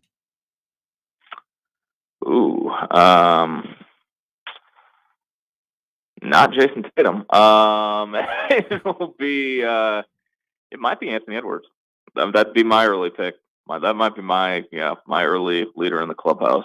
Would be Anthony Edwards. Well, I think Spoelstra will be the head coach, and I think he kind of was the head coach of this Olympic team. Anthony Edwards because of his personality, but man, I wouldn't have a problem with Devin Booker being the face of U.S. men's basketball 4 years from now. Yeah, I wouldn't either. And Kerr said it, on Saturday. He said that Booker was their unsung MVP. That's how he finished his presser. He said, "I just wanted to say, none of you asked about him, but Devin Booker was our unsung MVP." He's always on the floor. Always So on the floor in those moments too. Yeah, definitely made some big shots too. I was, I enjoyed Devin Booker's contribution during the run. He's the anti-Jimmy Fallon who tries way too hard. Booker just goes out and plays. Thank you. Yeah, Jimmy Fallon. Someone had to say that. Jimmy Thank Fallon you. tries way too hard. Thank you. He's a try too harder guy. He is try hard guy. Yes, he is we try hard. We all work with that person. Yeah, he's Mike here in this building. Try too harder guy. Wow. No, I mean there's a difference between commitment to the bit and just being like a living human bit, and I think Jimmy Fallon is just a living human bit, and it's definitely been past the point of no return for quite a while, but he's still out and about wearing sunglasses inside. You said something right there, though. You did. You said something. We all know him. We might even be him. You have the try too harder person. Yeah. Why are you looking at me? Because you're supposed to. Because Jacob is anticipating a question. Oh, thought you're wanting me to admit to something. All right, how many wide receivers are going to go over 400 yards this year? This is your first bold prediction of the preseason. How many wide receivers will go over 400 yards on the Nebraska roster in a room that I might add is talented and loaded? I'm sure folks are shocked I'm getting a football question here, but no, we're trying to. You can contribute that. Yeah, we probably that's ours. You know your football, so we're going to let you dabble in some football until you go. I'm not really sure. Haven't followed that as well. Not sure about the recruiting and. So yeah, no, I don't really have any recruiting nuggets to share. But looking at this receiver room, I agree with you. There is plenty of depth. There's plenty of guys who either are proven products at previous stops or guys with upside who you'd want to buy stock in. So I'd say this is just receivers. We're not counting tight ends here, right? Nope, just receivers. And I will give you I will give you Carter Nelson and Bonner to be considered in this discussion. Okay. Is 4 too low? Because 4 was the first number that popped into my head. See, I'm at 4. I'm at 4. Okay. I don't think it's too low. Yeah, we're on the same page. Good. Talk me into 5 though. Yeah, but yeah, off the rip, I'd say 4. All right, that is on the board as the bold prediction. We got 2 more weeks of asking you bold predictions. Works for me. I'm all for it. All right. Anything new coming up? Not yet. We've got some stuff on the books for the podcast in the coming weeks, but nothing imminent. I did just file my story for the next edition of Huskers Illustrated, just giving a little recap of the summer for the guys that participated in international ball. So Berkay, McVeigh, Tominaga, and then Connor Esigian in that little 2-game event out in LA for with Armenia. But just talking about how international flavor has kind of been a theme. In the Fred Hoiberg era, they've had, I think the number I got to, they've had 14 international players representing 12 different countries in the Hoiberg era. So it's kind of been a thing since for the last couple of years. So that'll be in the next issue of Huskers Illustrated. So. Yeah. Hey, as we talked the other day, it's kind of disappointing that people have to go back to school because quietly, if you know, this has been a pretty good summer for runs. When we're talking about college guys that either play at the 3 Division I programs or guys that are from here that have come back and secretly have played pickup basketball. Like Juwan Gary, before he went to the Pinnacle Bank Championship the other day, had a good run going. Chucky Hepburn's playing as well. So I'm disappointed those guys are going back to school. Because there's going to be some pretty good stories out of pickup basketball this summer in Omaha. Yeah, I've heard similar. There's been some pretty good pickup games over the summer, but I mean, then the thing is, a lot of those guys who were participating in those pickup games will be playing in the Big Ten, whether they're playing for Nebraska or playing for other programs. So they'll be back here soon enough. Yes, they will. Have a great week, my friend. Yep, appreciate it like always, guys. Have a good week. Jacob Bigelow from Huskers Illustrated. All right, Joey asks a question. Does Steph have more killer instinct than LeBron? That's a better question than the Kobe one to me. So Kobe is top 10. I think Curry is knocking on the door of top 10. So the gap between Kobe and Curry, and this is not a comparison. I mean, they're at their specific positions and what they do, they're the best of the best. Yeah. But they're not as much of a gap, I don't think, as you would imagine if initially you go Kobe versus Curry. Oh, it's like the Grand Canyon. No, it might be more like, from one side of the Platte to the other. See, and that's where I think the Olympic presence can actually bring something to that conversation, given what Steph being the assassin in those, especially in those 2 games against Serbia and against France, was absolutely huge. And that builds to a reputation for a guy that already has a hell of a resume that you can now use those parts, because I think it's very similar to what we were talking about with the gold medals, what it means to an individual performer. Like in golf, you're always going to take the majors first and foremost. A gold you add it to the resume. Maybe if there is some type of conversation that's ping-ponging back and forth with this guy versus that guy, then maybe you can go to that part of it. I think it's a similar situation though with basketball, because it's always going to be about the rings and the titles that you win in the association. But if you have that huge moment in the Olympics, if you have that huge showing in the Olympics like Steph Curry did, that question though about LeBron, see, this is where, again, we saw this in the Olympics, I thought. When we want to ever question LeBron, that dude's energy in this 2-week stretch, not that it should be a surprise, but was pretty impressive. Curry didn't get posterized in the gold medal game. Well, that is true.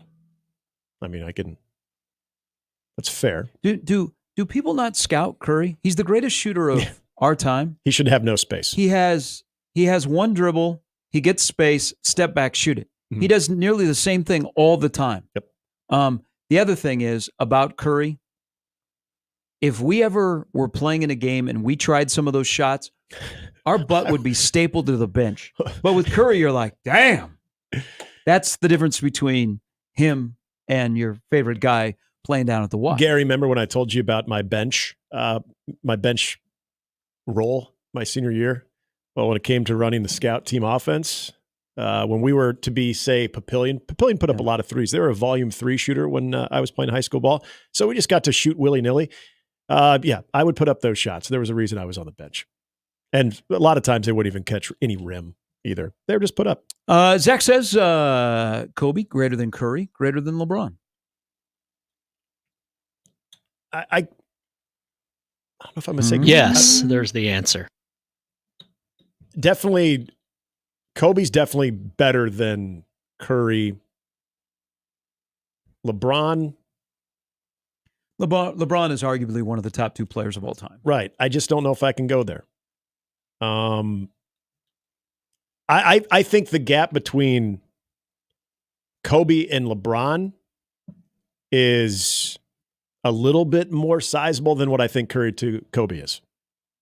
That's the best way I would put that. But I do think that there's a case to be made about not only how close Curry is to Kobe Bryant, especially with what he did there, but I also think that with LeBron James, I know this is some of the greatest criticism that comes with him is, the 4 quarters of give a blank, load management, things of that nature. I don't see that. I never use that against him. And watching him in the Olympics, he looked like he was 25 years old. The question here is Curry and his career, which I'm going to miss him when he's gone, is it good enough that could knock Shaq out of the top 10? Yeah, I think so. I mean, you guys know that I'm the resident NBA guy, so take what I say seriously. But I would think so. I find Shaq, this is the part about Shaq, though. Shaq made it look just at times so easy, elementary. He was one of the most dominant forces that we've ever seen in the paint. But Steph Curry created a generation of guys and girls playing basketball that it didn't matter height. 3-point shot became very, very cool. Can Shaq really play? Again, there's not a lot of people that are 7 foot, both of them, 7 foot 6. Both of them in a different way have transformed the game. I mean, we did not see the combination. I mean, in our lifetime, I didn't get to watch Wilt. The agility and explosiveness and size that Shaq is, to have those traits as that large a man. Mm-hmm. I mean, he won 4 rings, 3 times he was a finals MVP. If Curry's getting into the top 10, that's who would be coming out, because I'm not touching Kobe. I'm not touching Tim Duncan. Bird, Magic, Wilt, they all have a place. Yep. They're not going anywhere. Russell was top 10. But Curry and Kobe, I don't think are very far apart. All right, 32 past the hour. Take a quick break. We'll come back.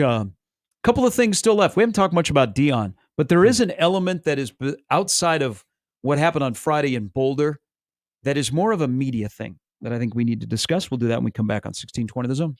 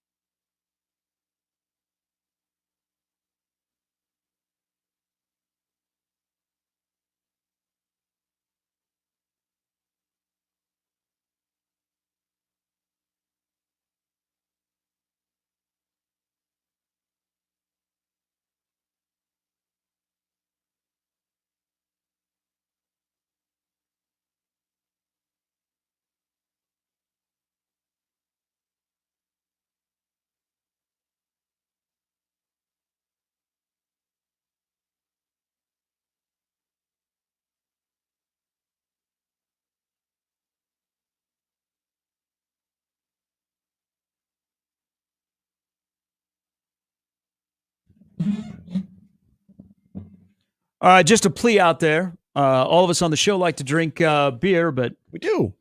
We got to talk to guys at Quality Brands. Yeah. Man, there is no fall beers until Labor Day, okay? Oh, yeah. So Sam Adams and their Oktoberfest showed up in my grocery store this weekend with a big display. Gary, it comes out in Memorial Day anymore. No, it does not. I am vehement. It is the 12th of August, and you PSLers out there, can you not wait? All right? Put up your Christmas lights. I get it. Buy your Halloween candy. But there should be no fall beers until Labor Day. And all of these pumpkin spice latte crap, whether I light it or I is that drink out it. Too? Yeah, that's the PSL. Oh. It's people just, hey, suck off the trough of the PSL. I didn't realize the PSL was out already. Oh, the PSL is popular. But I saw plenty of. If there was no sane people in this world, the PSL, the pumpkin spice latte stuff, would be out year round. I know. I'm pushing back. No fall beers until Labor Day. After that, have your Sam Adams. Have your other stuff. But not on the 10th of August in a grocery store do I need to see Oktoberfest. It was out last week, too. Can we just have our football? Yeah. I'd like football to start. I mean, you are speaking a lot of truth today because you mentioned Jimmy Fallon in the last segment, which thank you. Try too harder. He's tried too hard. What do you think else in this building is a try too harder? I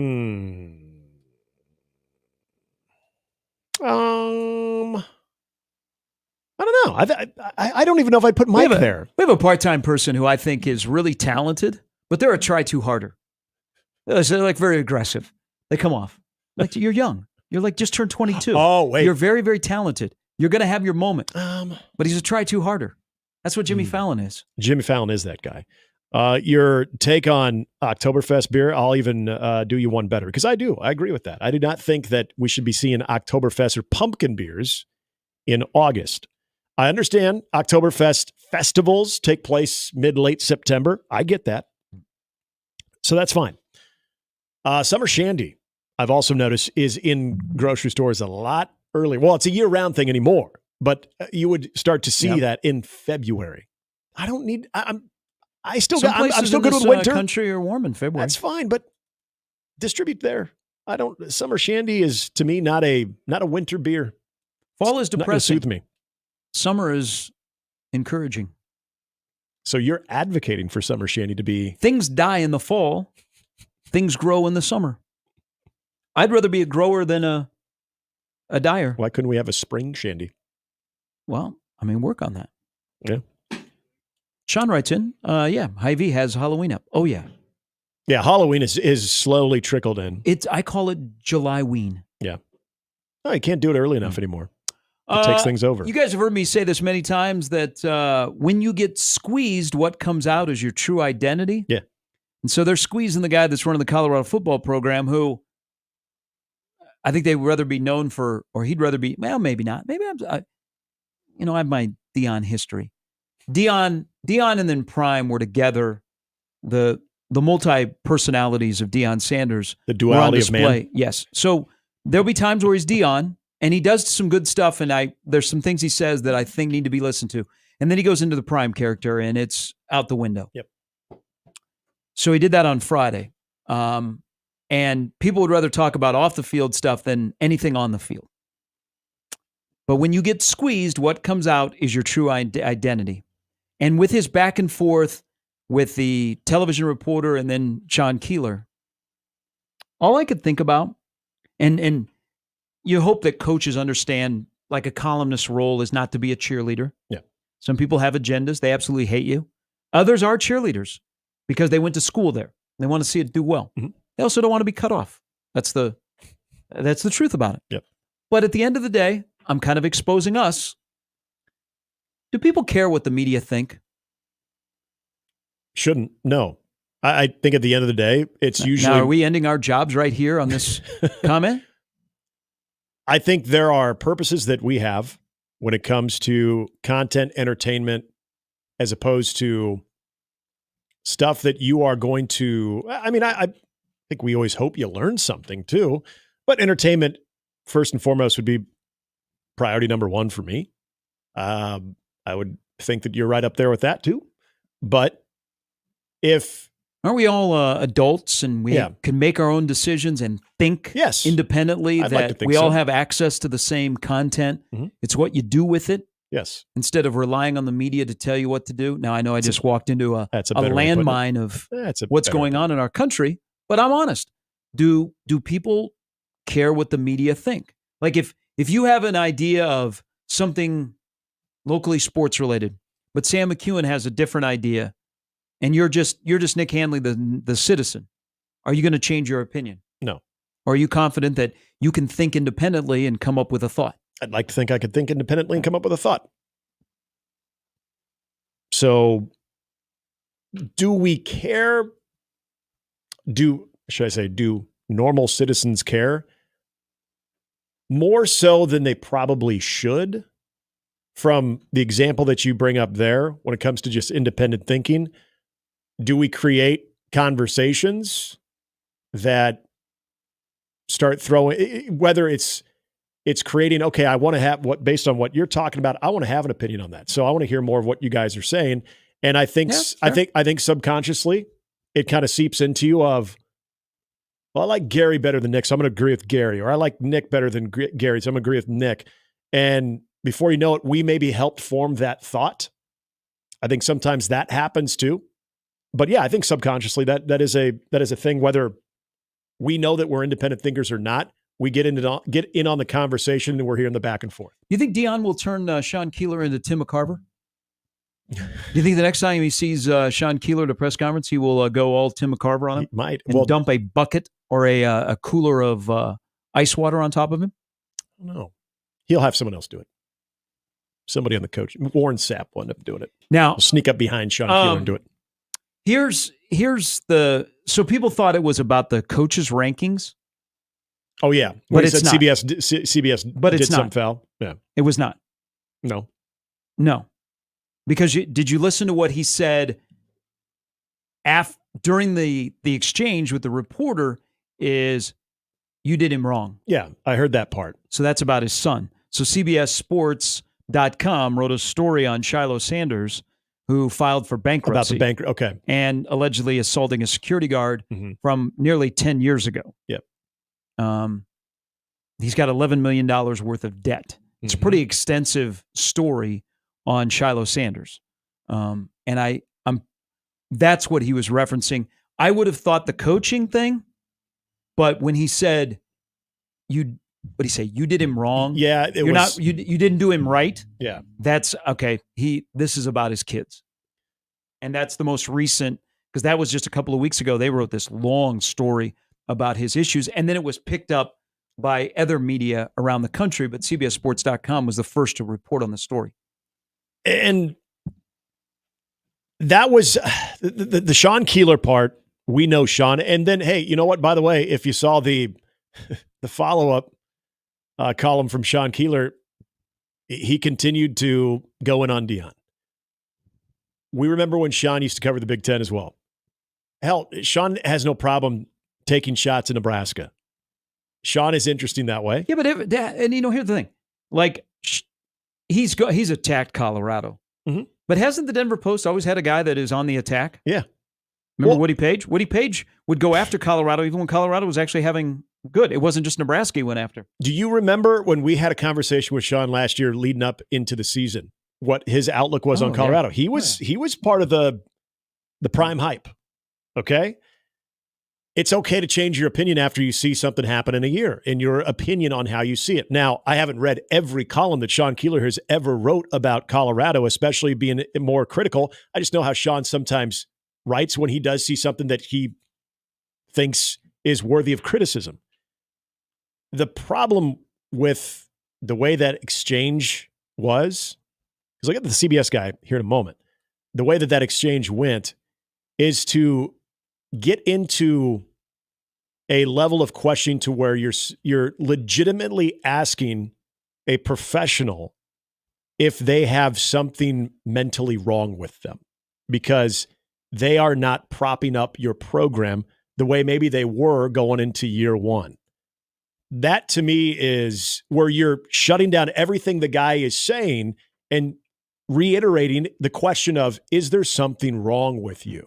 I think you've got a lot of internal angst or hatred that you need to deal with. So that was a big smokescreen there. But the one about the CBS reporter, I felt awful for that person. That person's there. They're an affiliate. We know many people that are ABC, CBS, NBC affiliates here locally. And for any of those guys to be held accountable for something that the national network did. Well, first of all, for a coach not to realize that they have nothing to do because he said, yeah, but you're the affiliate. Almost as like, yeah, you're a local affiliate, but you're part of them. Well, no, he's not. I mean, at one point, I was an ESPN affiliate. The company that I got a paycheck from was not Disney. I have nothing to do with them other than the occasional access to an ESPN personality. So I'm not saying coaches should know that, but to essentially shun somebody from a local affiliate because of something that CBSSports.com put out, come on, man. Again, grow up. So what will have more media at, win or lose, on the night of September 7th? Oh, lose. The Colorado post-game with their head coach or the Nebraska post-game with their head coach? The post-game with if Colorado loses, the post-game with Deion Don't Sanders. you think win or lose? Win or lose, it could be fascinating. Larger contingent of media in the North Stadium compared to the South Stadium. I could see win, lose for sure though. Lose, I don't even blink because this is one of those things, Gary, that we talked about a year ago. That you're starting to see glimpses of this, and that is Deion can promote his brand, his program better than anybody in college football. What would the tone be? It's kind of like we were talking about freshman players. When the adversity hits, what would his tone be when the media, instead of getting in on the act, which I understand is easy to do, when they start asking the tough questions, when they start being critical, how would he respond? And I think a lot of this that we're seeing isn't surprising anybody. All right, quick break. We'll come back, put a wrap on the show. The Connor Happer Show. Connor's out for another week on paternity leave. There you go. Sometimes I know I accidentally say man looks good. I've seen him a couple of times. Yeah, out and about. Yeah, he looks a little fatherhood spry. suiting him. Yeah, that sleep schedule is starting to get to him, I believe. I know that goes. I know. We're back with more after this.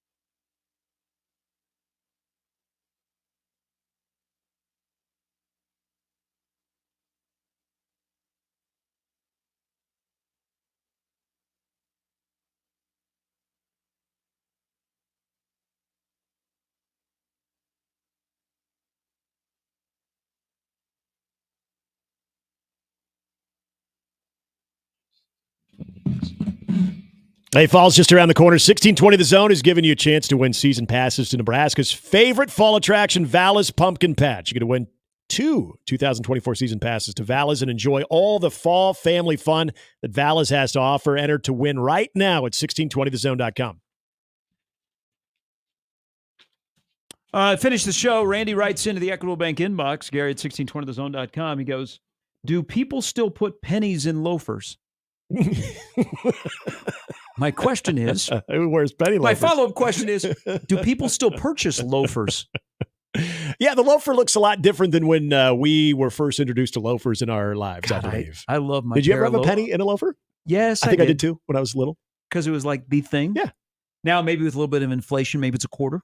Maybe you put in your loafer. A quarter loafer? Would a quarter fit in the penny loafers? Well, it's all and up would to, you have to rename them? It's all up to the manufacturer. Did they make it big enough for a quarter to fit in there now? Let me see here. Can you even buy penny loafers? You can buy anything. Yeah, you sure can. I don't know if that's true. Bring the penny loafer back if it's not a thing. I remember Cole Haan and Rockport have some good-looking penny loafers. Oh, Cole Haan does. Okay, well, that's not nothing. Tommy Hilfiger. But that doesn't look like the penny loafer I grew up with. The one that looks closest is the J. Crew. I used to cut some linoleum when I was a young kid at going to weddings when, cousins would be getting married or anybody in our extended family. So, yeah, I wore a penny loafer. You guys know Dockers makes shoes? I did When not did that know happen? We're not talking like, are they I like, guess you can go to Target and are get they called Docker shoes. Martens? No, it says Dockers Men's Colleague Loafer. How do they look? I wouldn't wear these now. Okay. No. As opposed to 10 years ago? I would go to Florsheim's. Oh. To Buster Brown. So I don't know. I've not seen any gentleman wearing a pair of penny loafers in a while. If you wear the penny loafer, you better have the penny in there. Yeah, you can't call it a penny loafer then. Yeah. It's just a loafer. Just a loafer. Mm-hmm. It's got to be a shiny penny too. Don't have no scuffed up They with have suede with penny like loafers? floor gunk on there. Suede? Ooh, oh yeah, okay. J. Crew makes a suede penny loafer. And I believe you don't wear socks with those. Yep. I'd be down for that. I'm less socks guy.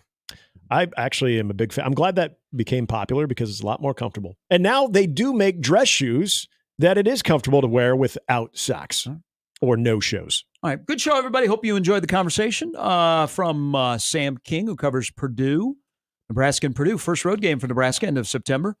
To Evan Bland, to Jacob Bigelow, and all the fun and frivolity of a Monday and football right around the corner. We will have plenty to discuss again tomorrow when we join you at 20 hours. Coming up.